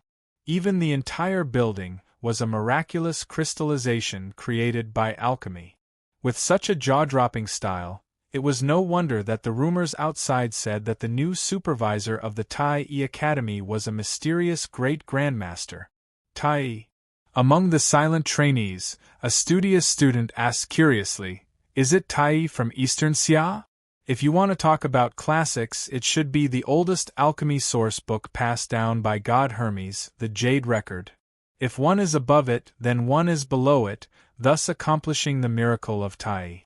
Huai Shi, who was leading the way, had already entered the state of a conversationalist. He spoke with fervor and assurance. The Tai here can also be described as one, the entirety, the origin, the essence, and so on. It refers to the source of all divinity and miracles among the three pillars of the present realm, the pillar of the essence itself. Through this method, the Jadeite record described the nature of the birth of this world. However, the Tai of Dongxia was also born from this concept. Apart from some conceptual differences between Dongxia and Rome, the two actually had the same meaning. In Eastern Xia, Tai was considered the origin of all things, the supreme controller and protector of the present realm. This was the pillar of the spirit and marrow itself. If this power was reduced to a god, then there was no doubt that it would be the emperor of the gods. Therefore, in the description and inheritance of the ancient books, it would be referred to as the noblest of the four directions, which is the origin of the name Eastern Emperor Tai. Because this power was too high and untouchable in most of the arcana, it was iterated and derived again. The concept of Central Emperor Tai, as a replacement and replacement. However, this was a bit of a digression. Everyone, please come this way. Next, I will show you the 6th-generation lava disaster reactor that was developed by our ivory tower. This is something that is specially used to create a part of a super-large relic. Huai Shi pushed open the door. In an instant, the huge silhouette standing in the empty hall appeared in front of everyone's eyes, causing a wave of exclamations and sighs. Isn't it spectacular? Huai Shi saw that everyone's attention was gradually diverted from his personal life, and he inwardly let out a sigh of relief. He beamed with joy, and his voice became even more impassioned as he explained, the entire furnace was built using a 6-stage project. There are 41 origin substance circuits used to power it.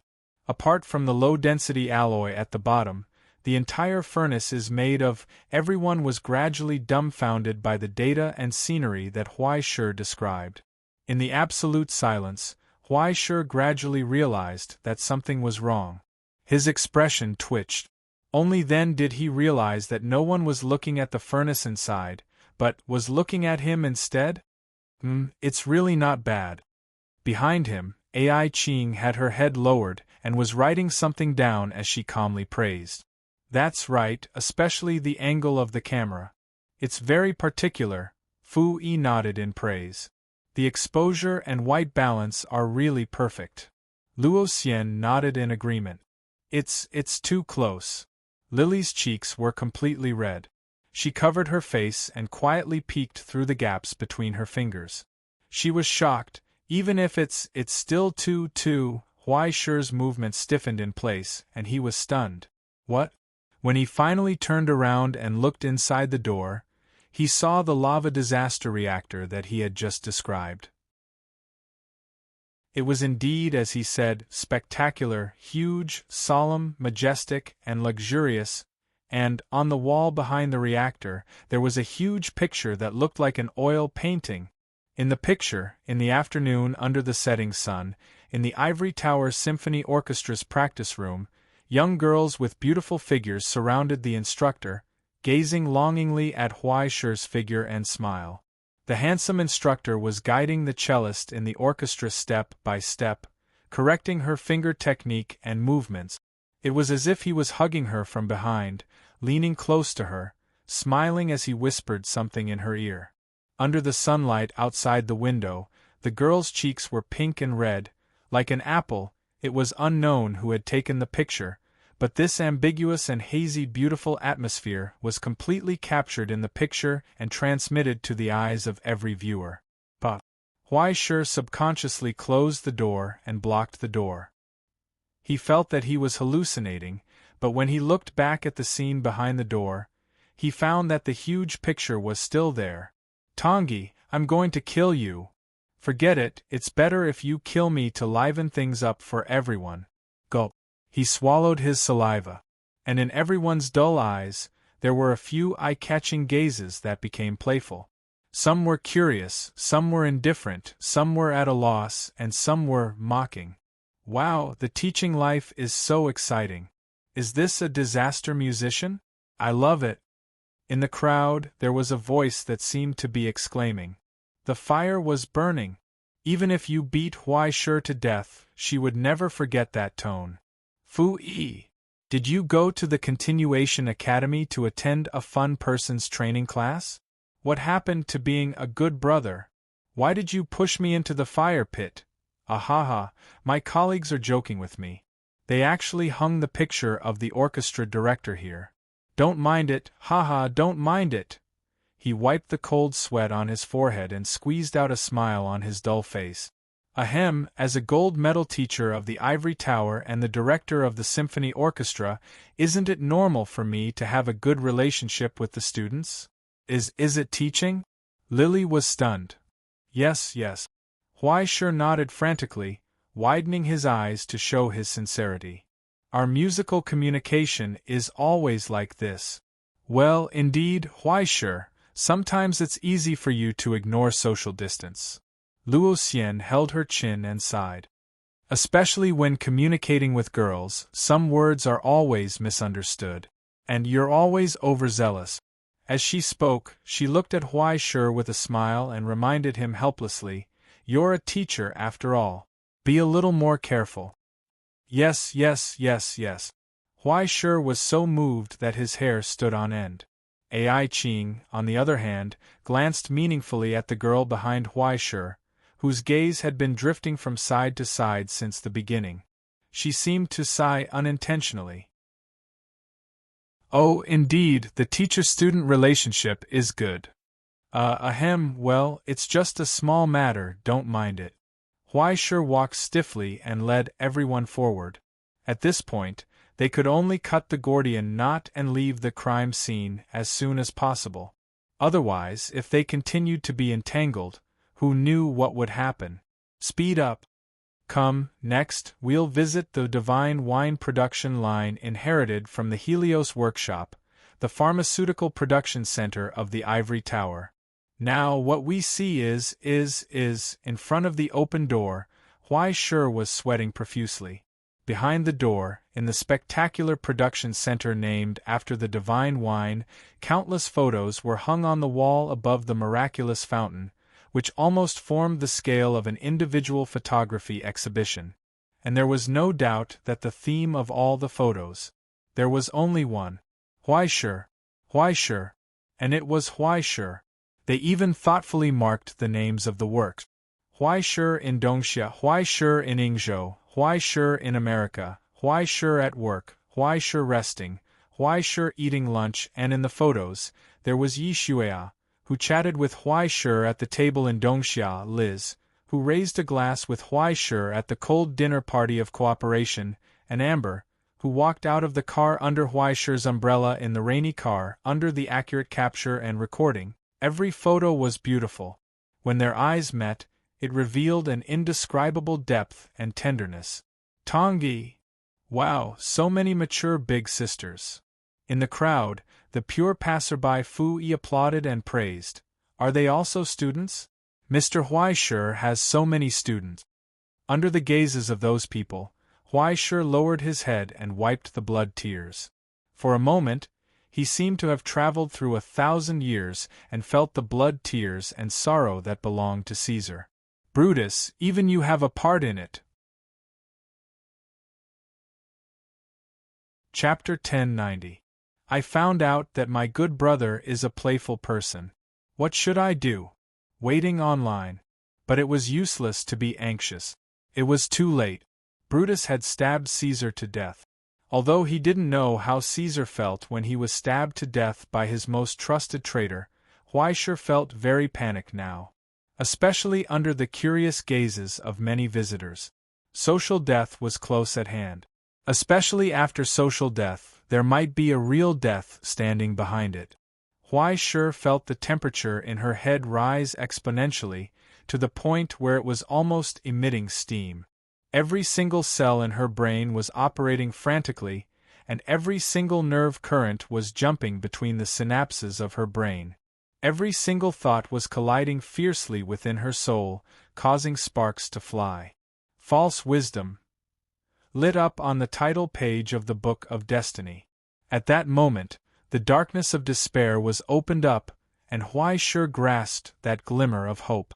In this short moment of turning his head, his expression had changed from panic to peace, full of calmness and serenity, as if everything in front of him was just a breeze. There was no more worldly desire and panic, a smile on his face, a solemn look. "I'm sorry to have offended everyone," Huysher said gently. "As everyone knows, as a member of the Celestial Genealogy, the secretary of the Ivory Tower's headmaster, it's natural for me to have dealings with other genealogies, right? We're all good friends, so let's take a picture as a result. I didn't expect to be hung here, I'm really sorry." After a pause, he looked at the visitors behind him and smiled. "Later, I'd like to ask everyone to do me a favor and take a picture as a souvenir. If I can hang a picture with the future silencers, the collection here will be even more glorious, right?" With that, he grinned crookedly, his teeth gleaming. God knows how many people were blinded by it. As soon as they heard that there would be a picture later, and that it would be hung inside, the students who came to visit became excited. To be able to take a picture with His Excellency Navigator, even if it was just a picture, it would be so honorable. Especially Gemma, no one knew what she was thinking, but her nose began to bleed wildly. Before Huysher had time to breathe a sigh of relief, he saw Luocien's smile. "Are we all good friends?" Senior Sister looked at the photos hanging on the wall and nodded in admiration. Amazing! He didn't know if he was praising the size of his friends or Huysher's ability to make friends. But no matter which one he praised, Huysher felt a chill in his heart. She steeled her heart and began to consider if she should just take down the photo of Amber first. She's just a stinky little sister. How can she be compared to my disaster sword? However, when he thought about how his stinky little sister still had his dark history in her hands, his blood pressure almost couldn't take it anymore. If this were to spread out, wouldn't his reputation be ruined in an instant? But why? "Mr. Huysher, are all your good friends female?" Lily asked doubtfully. The corners of Huysher's mouth twitched. His mind raced and he suddenly clapped his hand. Isn't this a coincidence? He had caused a misunderstanding. Photos had to be categorized, right? Actually, I have another room dedicated to the photos of me and my male friends. That room is much bigger than this one. It's almost full. Fu Yi, who seemed to be passing by, poked her head out again. Where? Can we take a look? She blinked her big innocent eyes and asked curiously, I also want to know how many boyfriends Mr. Huysher has. She must have done it on purpose. Huysher's smile instantly froze, and he couldn't help but twitch. Soon, it turned into melancholy and regret. Cough, that's too bad. He shook his head helplessly and sighed. That room was damaged during the Golden Dawn attack. It was destroyed. It hasn't been restored yet. I think those degenerates are also jealous of my popularity. Yes, it's too bad. Fu Yi said emotionlessly. It was as if she had heard Huaishi's prayer. After seeing his sorry state, she stopped fanning the flames and returned to the crowd with a smile. But beside her, the blonde girl, Gemma, who had hesitated for a long time, suddenly reached out and jumped up with courage. "Mr. Huaishi, I have a question." Huaishi wiped off the cold sweat on his forehead and breathed a sigh of relief. He had finally survived this. Next, it was time for the fans to communicate. He put on a businesslike smile again and nodded gently. "Just say it.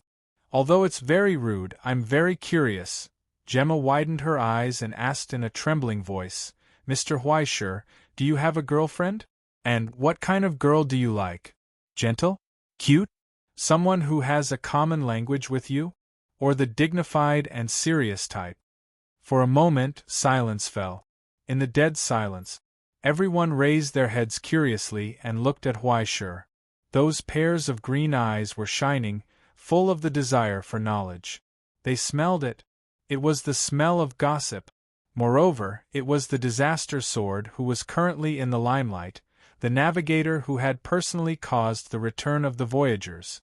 Especially the relationship situation of Huaishi, who was known as the gold cowherd of the Astronomy Society, the middle and successor of celestial genealogy. Who wouldn't love him? And in this pin-drop silence, Huaishi's smile froze. He felt the gazes that were instantly cast on him. The young girl with her eyes wide open and almost jumped up, the smiling older sister, the passer-by who was watching the fun, and even the examiner who did not stop writing and did not care about this topic at all. His throat was dry as he swallowed his saliva. He felt the cold wind blowing from the cliff behind him, the shadow of the premonition of death, and even the bright scarlet sea of flowers on the other side of the Styx. In an instant, everything he had experienced in his short 19 years of life appeared before his eyes like a revolving lantern. His first time practicing the cello, his first time performing, his first part-time job, his first time becoming a sublimator, his first time fighting, all the way until now, and finally, his first time being dismembered. Everything was vivid in his mind. In the hallucinatory coldness, he had already seen his peaceful home in the small box, a shovel of dirt covering his body, and a spotlessly white tombstone. This day had finally come. But when this day really comes, what should you do, Huaishi? Do you want to be a hero for 3 minutes, or a coward for the rest of your life? Do you want to remain silent, or do you want to speak your mind? At that moment, Huaishi looked up and took a deep breath. He looked at the slowly opening gates of hell in front of him, as well as the blood, fire, and ferocity behind the gates. He did not hide it anymore. "Of course there is." He nodded and replied, "If you want to talk about the object of love, then there is only one." Just like that, he let out a long sigh, raised his hand and pressed it on his chest. In front of everyone, he slowly said, "Ever since I became a sublimator, my heart has been completely dedicated to the present realm. From then on, there is no more sorrow or joy. After all, other than this world, is there anything more worthy of love? Only after being far away from worldly desires could such a pure light be revealed, like the sun, bright and gorgeous, illuminating those souls that had been polluted by gossip and obscene thoughts one by one. Of course, if I have to talk about the type of person I like, it would be someone who can protect the future of the present realm with me and realize everyone's happiness." When Huaishi said this, it was as if a wheel of light appeared behind his head, enveloping everything. The light of the Holy Mother shone on the earth. Love? What love? Women will only delay the speed at which I draw my sword, and so will men. Am I, Huaishi, that kind of person? After transcending narrow feelings, I have dedicated my heart and life's energy and painstaking efforts to the world in front of me. Hell is unfair. How can I call it home? If it was some other good-for-nothing who said this, perhaps people would scoff at it and not believe it at all, but that was the utopia. Many people went crazy and ran to hell, never to return for the rest of their lives. There were also countless sacrifices and contributions that had long been proven by this world. Was the person standing in front of them not known as the purest inheritor of the utopia, the future pillar of celestial genealogy? Anyone with a conscience would not doubt this kindness and benevolence. At the same time, they could not help but feel ashamed of their narrow vision and outlook. I didn't expect Mr. Huaishur to have such a breadth of mind. One of the inspectors sighed softly. It's really admirable. Sincere praise echoed in the silence. For a moment, everyone could not help but applaud, sighing with emotion at the magnanimity of the utopia and the greatness of the contemporary hero. In those respectful gazes, one could keenly sense amazement and longing, faint smiles, gentle and doting and meaningful gazes. When Huaishur finally led the team out of Tai courtyard and bathed in the sunlight again, he suddenly felt like he had been reborn. In just half an hour, why did it feel like he had used up a lifetime's courage and wisdom? It was really puzzling. Teacher, are you okay? Yuan saw his pale face and could not hide her worry. Stomach medicine. Huaishur's breathing was weak. Please give me stomach medicine. Of course, there was no stomach medicine to take.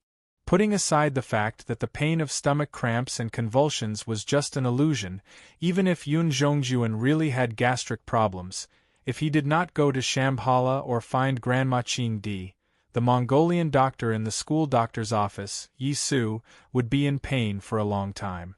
He might even have to undergo a gastrectomy.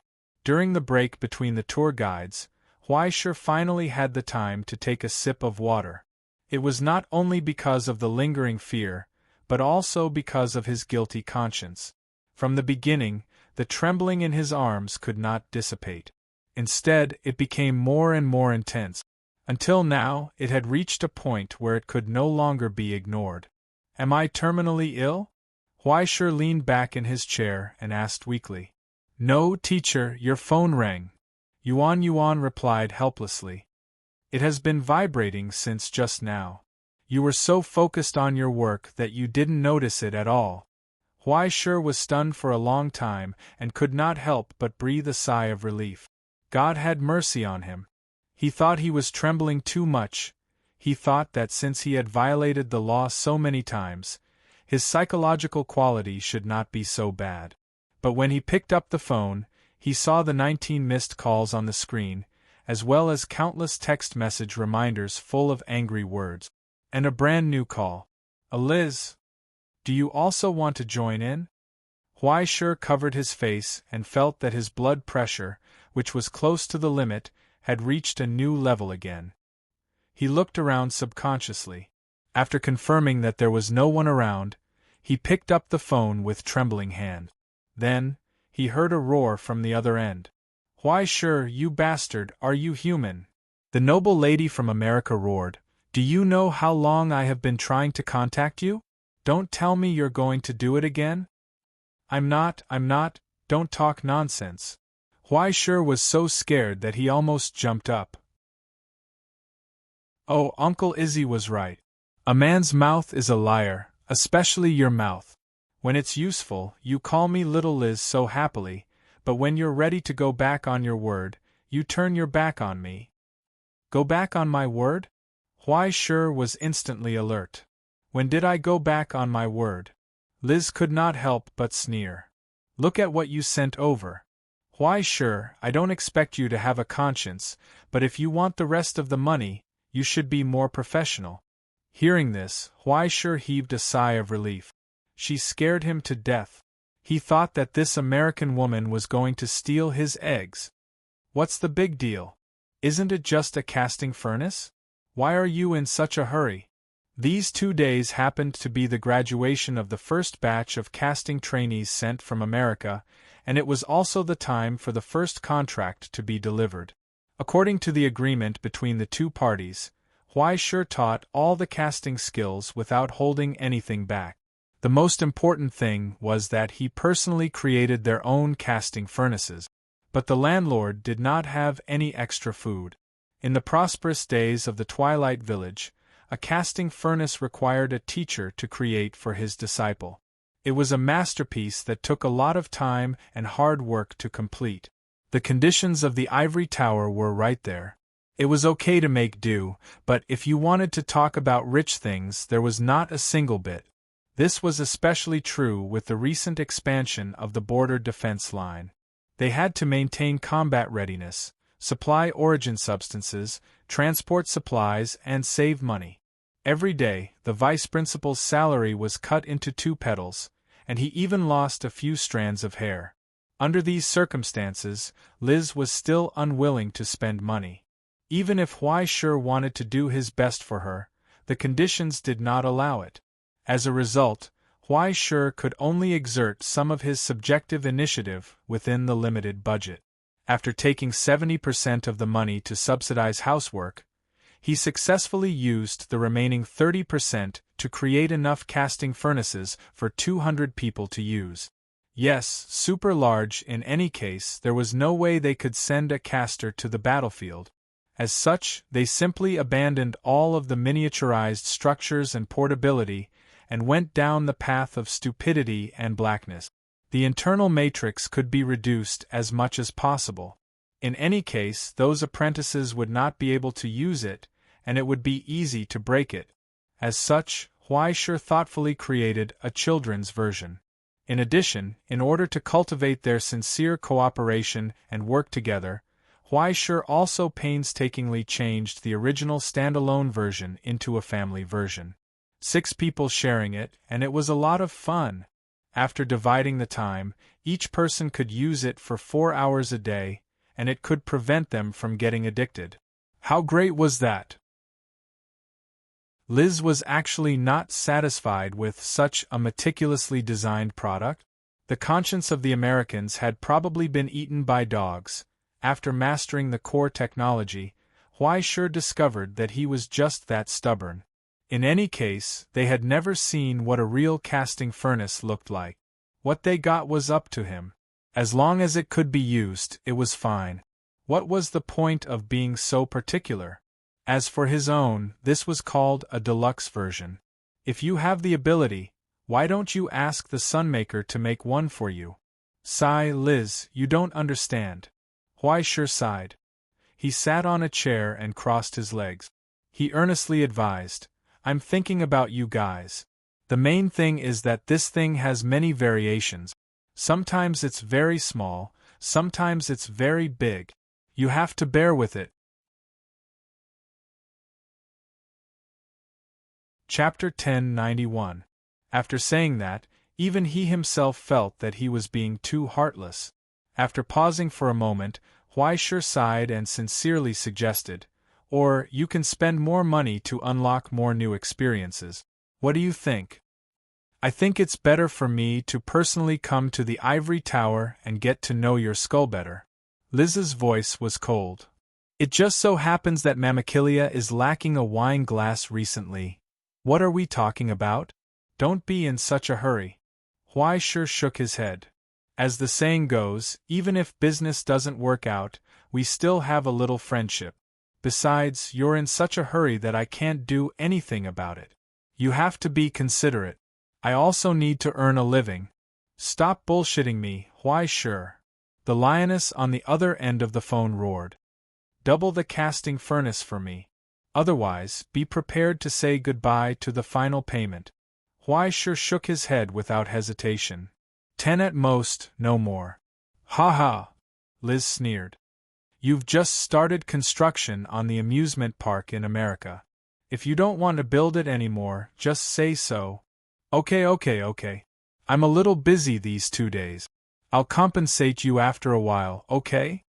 Huai Shi took another step back. I guarantee that you'll be satisfied, okay?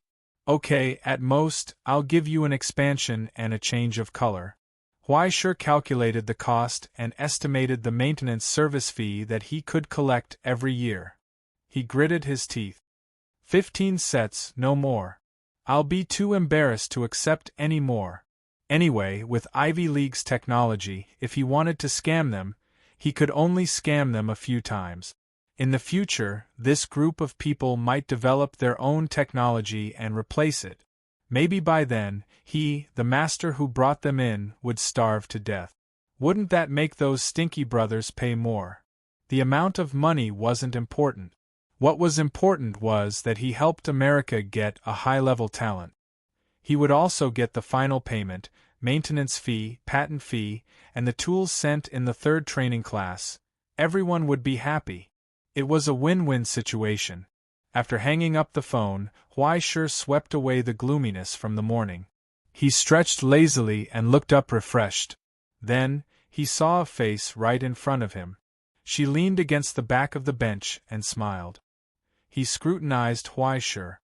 "I think I accidentally heard something very interesting," the big sister asked curiously, abandoned, very small, very big, satisfied, compensation, and so on.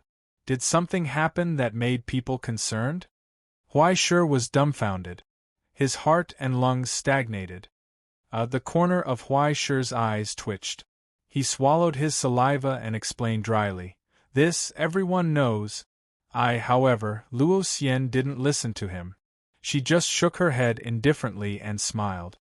"However, I think it must be a misunderstanding. You shouldn't have the guts to do such a thing." She paused for a moment and smiled mischievously. "Did you learn bad things when I didn't know?" "Sister Xian." This long-awaited sense of trust and warmth from her big sister made Huai-Shi so touched that she almost burst into tears. "But you can't bully people." Luo Xian bent down, reached out and pinched his face, neither lightly nor heavily. She was full of expectation, as if an elder sister was teaching her unreasonable younger brother a lesson. "As a prince, you should be gentler to girls, right?" "I'll try my best." Huai-Shi sighed. Thinking of the situation he was facing, he couldn't help but have a headache. "Do you still want to rest for a while?" Luo Xian asked. "No, it's almost done." Huai-Shi shook his head. "It's not good to keep everyone waiting."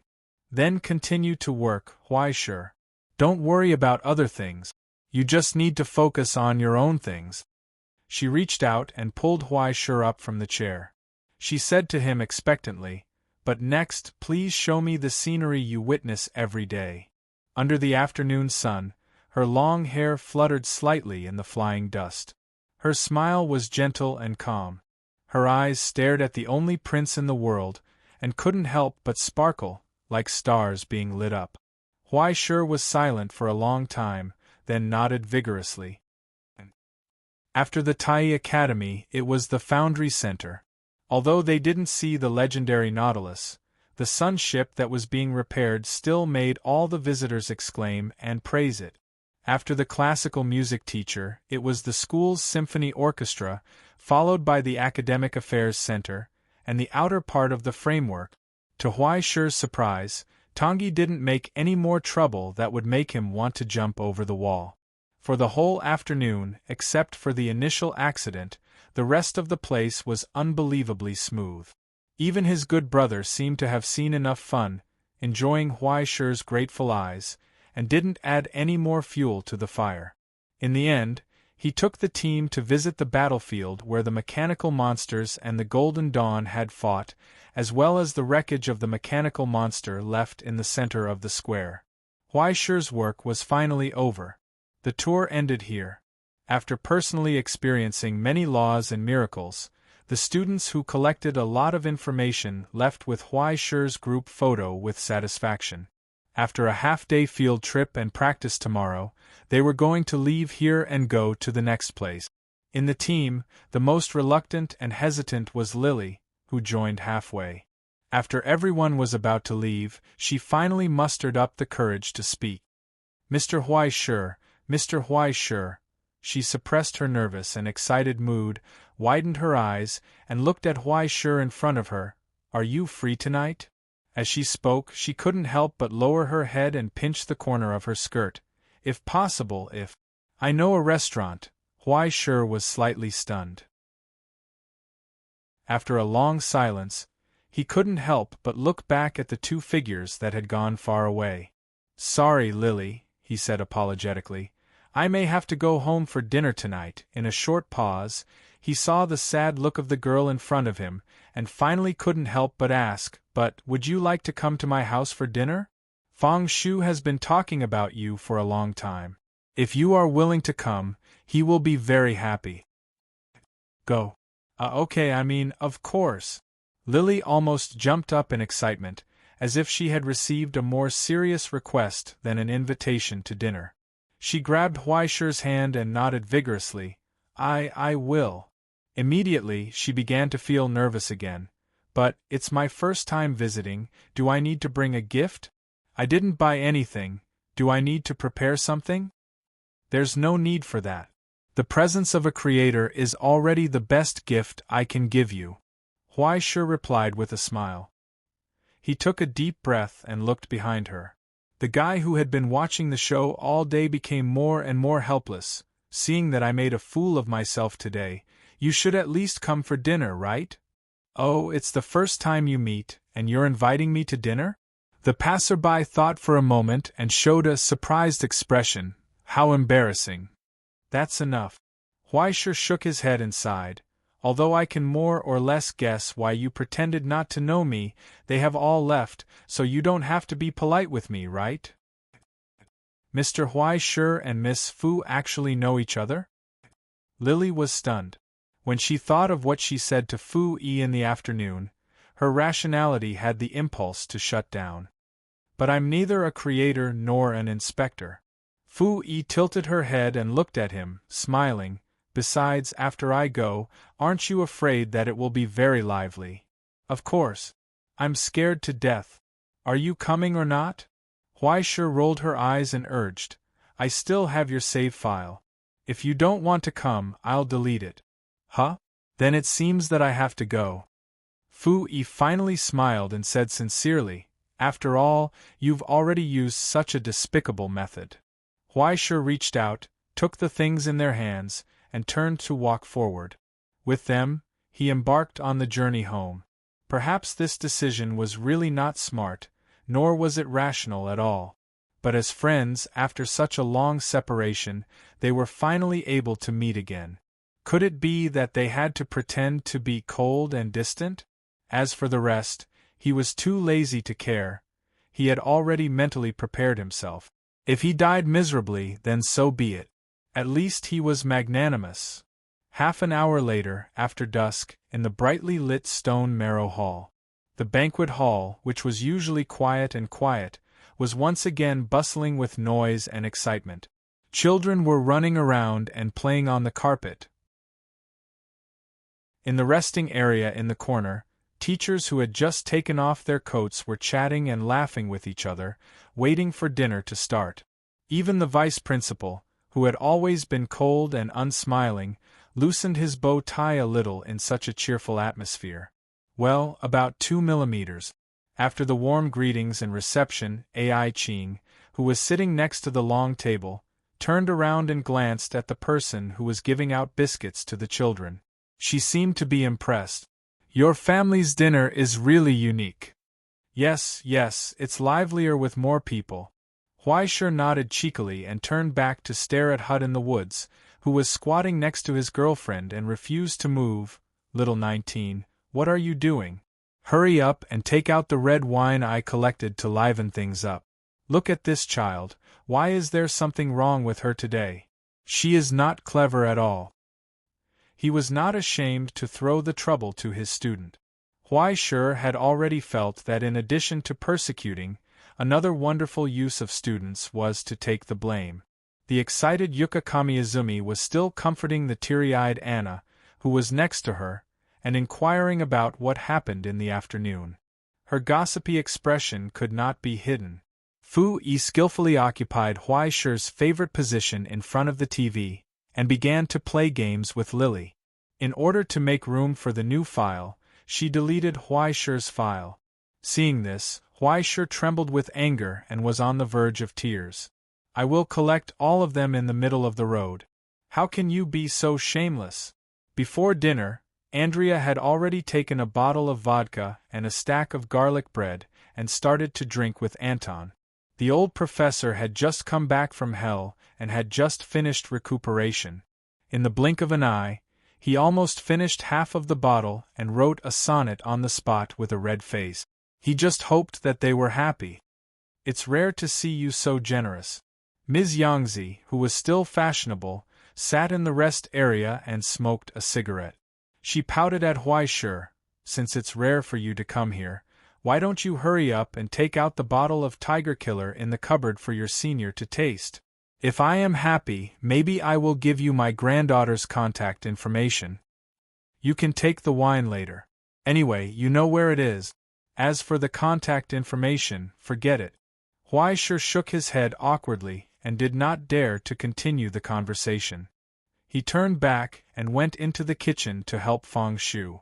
Then, he was driven out by Feng Shu after being busy for a long time. He finally had some free time. In fact, he did not need to entertain them. After everyone got used to it, they were no longer polite to him. However, when he raised his head and looked around at the lively scene, he could not help but be slightly startled. He realized that the empty house, which used to be empty and alone, had now unknowingly become so lively. It was full of laughter and noise. Just like every beautiful dream he had in the past, it dispelled the loneliness and hesitation in his heart and brought him indescribable peace and joy. Just looking at this scene made him smile uncontrollably. He felt a sense of fulfillment that he had never felt before. Isn't it quite good now? Tongyi stood beside him and stared at the scenery created by her contractor. She turned back and winked at Huaishe proudly. Don't you want to say thank you to me? Then I have to thank you. Huaishe rolled his eyes. Do you still have something to explain to me? Maybe there is, but why are you in a hurry now? Tongyi smiled, reached out and pushed him forward. Everyone is waiting for you, Huaishe. Go and enjoy the time that belongs to you. This is the reward you deserve. Huaishe staggered back under the light and heard the call next to the table. But when he turned back, Tongyi's figure had disappeared. She left this time that belonged to him to himself. She always likes to make her own decisions. Huaishe complained helplessly and turned to his friends who were waiting for him. He blended into the hustle and bustle that he had been longing for a long time. He raised his wine glass to every familiar smiling face under the light. Everyone cheers! Cheers! More wine glasses were raised amidst cheers and joyful exclamations. The banquet began. Chapter 1092. Lonely lamp, round table, war. Cards, scarlet, and a smile covered by shadows under the light. At this moment, in the lounge of the Stone Marrow restaurant, Huaishe looked down blankly at the cards in his hand that were dyed in 4 strange colors. He heard a voice coming from beside him. It's your turn, Huaishe. Following these words, around the round table, faces covered in scarlet lifted up and looked in his direction. Smiling. It was as if he had cast down a death sentence. Huaishe closed his eyes and swallowed his saliva in despair. After a short hustle and bustle, happiness was gone. The original plan was so perfect. Huaishe tried his best to think, and from the countless paths leading to despair, he came to the only correct solution. Everyone ate hot pot together, sang songs, and spent a good night together. But the night was indeed beautiful. And happy. Everyone drank heartily under the sumptuous hospitality, and enjoyed the banquet. It was relaxed and happy, as if there was no haze in the whole world. Unfortunately, there was no banquet in the world that lasted forever. No matter how good the meal was, it would run out eventually. What's more, under the fierce drinking competition of the seniors, many people had already left halfway through the banquet. As they politely bid their farewells one by one, the bustling Stone Marrow Hall gradually returned to its original silence. It was as if the hidden reef paid for its sleep after the tide receded. When Forest Hut ignored the teacher's pleading gaze and ran away with his girlfriend, Yuan also politely took Anna and left. Therefore, in the cozy and comfortable lounge, there were only the guests who stayed here for the night, the guests. The night was getting darker. Huaishe also felt his bones gradually becoming cold. Under the gaze of others. It's very late. Huaishe coughed dryly. It's time to rest. Yes, it's not good to sleep late. It hurts the skin. Luo Xian held her chin and nodded in agreement, but it's also very interesting to stay up late occasionally. He didn't show any fatigue. He was full of energy. He obviously drank so much, but he didn't show any signs of drunkenness. Maybe it was some unknown orchard stunt Huaishe didn't know, alcohol inattention or something like that. I still have a part of the observation report to write. Please do not mind me. Ai Qing bowed her head and continued to write on the tablet. Her movements were smooth and calm. Didn't she finish it all in the afternoon? Huaishe's heart twitched. It's only a total of 800 words. With your efficiency, you can't finish it more than 10 minutes. Fang Shu came in with a smile with a coffee pot and gently placed it beside her. Then, as if he didn't notice his young master's pleading eyes for help, he left without any sense of existence. The game at night, the game is very interesting. Lily hugged the controller, her eyes drifting. I want to play for a while more. That's a lie. At the border of the darknet, where all information and programs gathered, as the current maintainer, as a human being born as a soul, Lily was a creator created by combining the essence and strengths of the three hosts, DM, KP, and Saint. She had seen countless modules and rules, so it was impossible for her to be so addicted to the story of killing in the Wild West. In this short silence, Huaishe, who was sitting on pins and needles, heard the ticking of the second hand. If it weren't for the fact that his good friend had already gone to wash up, he might have already wanted to run away. Yes, run away. There's so much work in the ivory tower. Huaishe, how can you bear to let the vice president work overtime alone? Work makes me happy.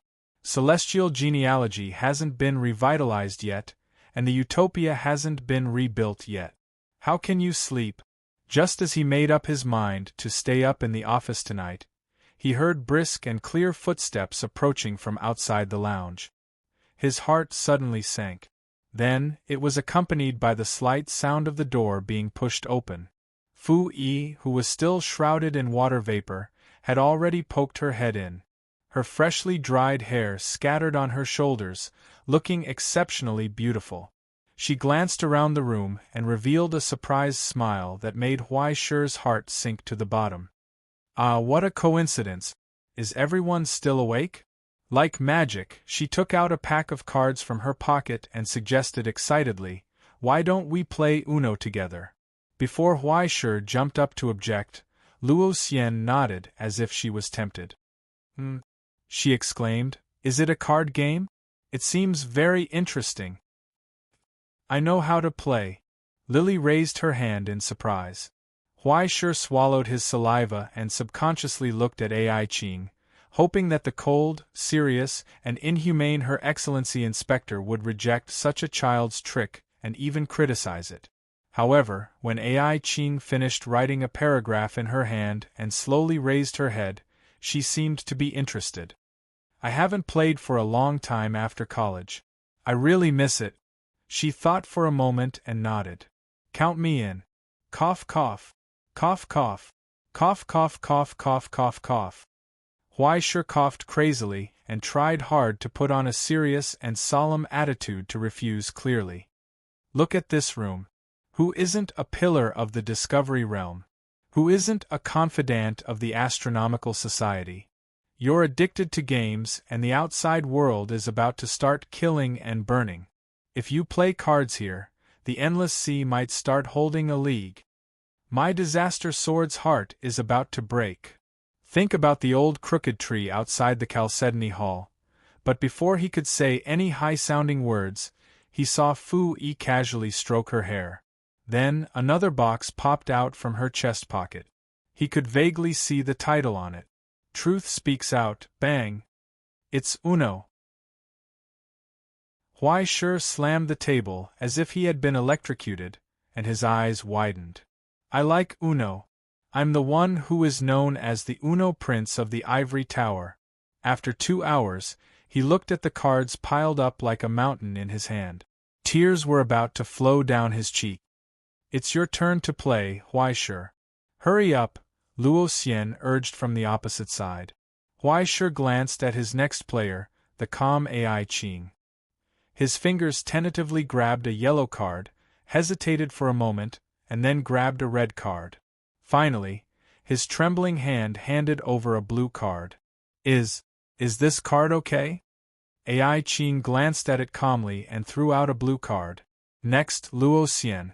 Luo Xian's smile became more and more cheerful, and she threw out a +4 card that made Huaishe's vision go dark. The nightmarish roulette wheel began again. As a card game, the rules of Uno were very simple. There were only a few sentences. The cards were divided into 4 colors, and each had a different number. You just had to play a card of the same color or the same number as the previous player. If you can't play, you have to draw a card. The first person to draw a card would be the winner.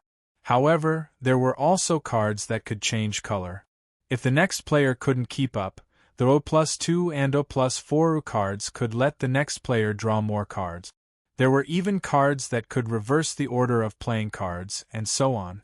Sometimes, after 2 rounds, the O+4 cards could be added to the O+20 cards until an unlucky person couldn't keep up, and he tearfully emptied his deck. It could only be said that it was an excellent game that tested friendship and family. Especially when Luo Xian's suggestion wasn't exciting enough, she could add more. The final loser's face must be drawn with a marker pen. After that, the situation became more tense and terrifying. The most direct result was that Huaishe's face was completely covered with all kinds of strange graffiti with a red marker pen. It even extended to his neck and arms. His face was scarlet like blood. His tears also became particularly mournful. It couldn't be helped. The previous player was AI Qing, and the next player was Lily. On the other side, Fu Yi was crazily throwing out all kinds of prop cards, and Luo Xian's fighting spirit was like a tide, crazily adding cards. No matter who encountered such a situation, they would cry out loud. Why did it become like this? For the first time, he had a lifelong friend. For the second time, he had a lifelong friend. For the third time, he had a lifelong friend. For the fourth time, he had a lifelong friend. For the fourth time, he also had a lifelong friend. 4 happy things overlap. And these 4 types of happiness brought him even more happiness. What should have been a happy time like a dream. But why did it become like this now? Except for Huaishe, everyone seemed to be very happy. It was good that they were happy. He silently held back his tears, took the +14 card, and silently drew more than half of his deck again. The extra cards in his hand piled up like a mountain. Uno. After AI Qing threw out a red card, she announced that she only had 1 card left. From the beginning until now, she had never lost a game in 6 rounds of the game. Every time, it was either the first or the second person who played all their cards. This kind of simple math problem, coupled with President AI's superhuman intuition and analytical ability, a trivial victory was just a piece of cake. On the other hand, Luo Xian's face had been smeared several times. Senior sister's way of playing cards was the same as her fighting style, fierce and straightforward, full of pressure, often making people breathless. When she held a large stack of cards in her hand after 2 rounds, she would be able to completely wipe them out. And when she took advantage of the situation, she would crazily throw out prop cards and crazily add cards. She could be called the creator of table bombs. Unfortunately, even though his combat awareness was extremely sharp and his talent was astonishing, he would always fail at unexpected places. Sometimes, he would be beaten from the brink of victory to the bottom of the valley by unexpected cards. Besides Huaishe, the one who lost the most miserably was Lily. Logically speaking, as an experienced host, playing this kind of game should be easy. It would be ridiculous for a creative lead to lose in a game like this. However, she was sitting next to Huai Shi. Sometimes, even if she had a good hand, when she saw the mountain of cards in Huai Shi's hand, she would hesitate and not have the heart to play. Often, when Huai Shi was in a disadvantageous situation, her expression would become firm and serious.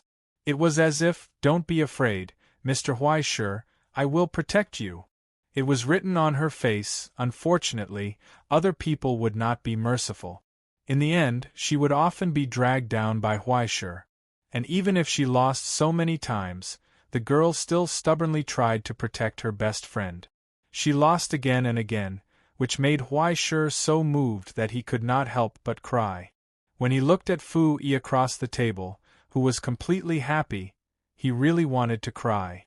From the beginning of the game until now, she did not seem to have any outstanding performance. It was very normal to draw cards, very normal to play cards, and very normal to play all her cards. He definitely wasn't the first, nor would he be the second. More often than not, it would be the third or the fourth. After narrowly escaping the final punishment, Huai Shi and the others were left to begin the final battle. And she calmly clapped and cheered at the side. She was like a phantom hiding in the blind spot of everyone's attention. She was not a threat and did not have much destructive power. Most of the time, when everyone was focusing on Ai Qing, who only had one card left, they would often ignore that the cards in her hand were gradually decreasing. Even if they deliberately targeted her, after 2 or 3 rounds, their attention would be diverted to the others. What the hell was the silencer? No, perhaps, even the real silencer did not have such a terrifying passive ability. After all, there was not a single normal person at the table. The inspector who had the Astronomy Society's protection array, the princess of the demonic dragon who had mastered countless supreme tier, and the creator who specialized in manipulating things. Any power that manipulated the mind or modified consciousness would be detected in the first moment. There was no room for any trick. If one thought about it in a more terrifying way, perhaps from the beginning, the atmosphere and the direction of the game were all under her control? The experience of the atmosphere, the observation of micro-expressions, and even the profiling of the style and the cold reading of the detection, was this someone else's child? Huai Shi was so envious that he could die. But it seemed that even if it was her, there would be times when she would fail. Just as the sky was about to brighten, in the fatigue of a night's battle, she seemed to be in a slight trance and lost the chance to escape. Instead, she received a +16 card. In the end, Huai Shi made a dangerous comeback and fell to the last place. Oh, I miscalculated. Looking at the last 5 cards in her hand, Fu Yi regretfully threw them into the pile of cards and sighed in annoyance. I should have been more ruthless and let out the reversal card. A loss is a loss. Huai Shi grabbed the marker pen and snorted coldly. He laughed more happily than anyone else. Hurry up and give me your face. I'll give you a buff. You started to take revenge after seizing a chance. Do you have to be so narrow-minded? Fu Yi shook her head, as if she had long been aware of Huai Shi's narrow-mindedness. She lifted her hair and leaned forward. But, in any case, we're old classmates. Can you give me a chance and at least let me choose a pattern? Hee. Huai Shi sneered. Okay, you can choose. Whether it's along the river during the Qingming festival or the Last Supper, I'll draw them all for you. No need to be so troublesome. Anyway, you can't draw them. I'll just take the simplest one. Fu Yi leaned closer, looked into his eyes, and suddenly said, Just draw a heart. She smiled and added, The red kind. At that moment, silence spread. Under their gazes, Huai Shi's marker froze in midair and trembled. Under the calm appearance, the tears in her heart had gathered into an ocean. Goodbye, world. Goodbye, everything. The end of life. You're tuning in to the Phoenix Nights YouTube channel. Don't forget to subscribe and join us on this journey to catch the most captivating stories.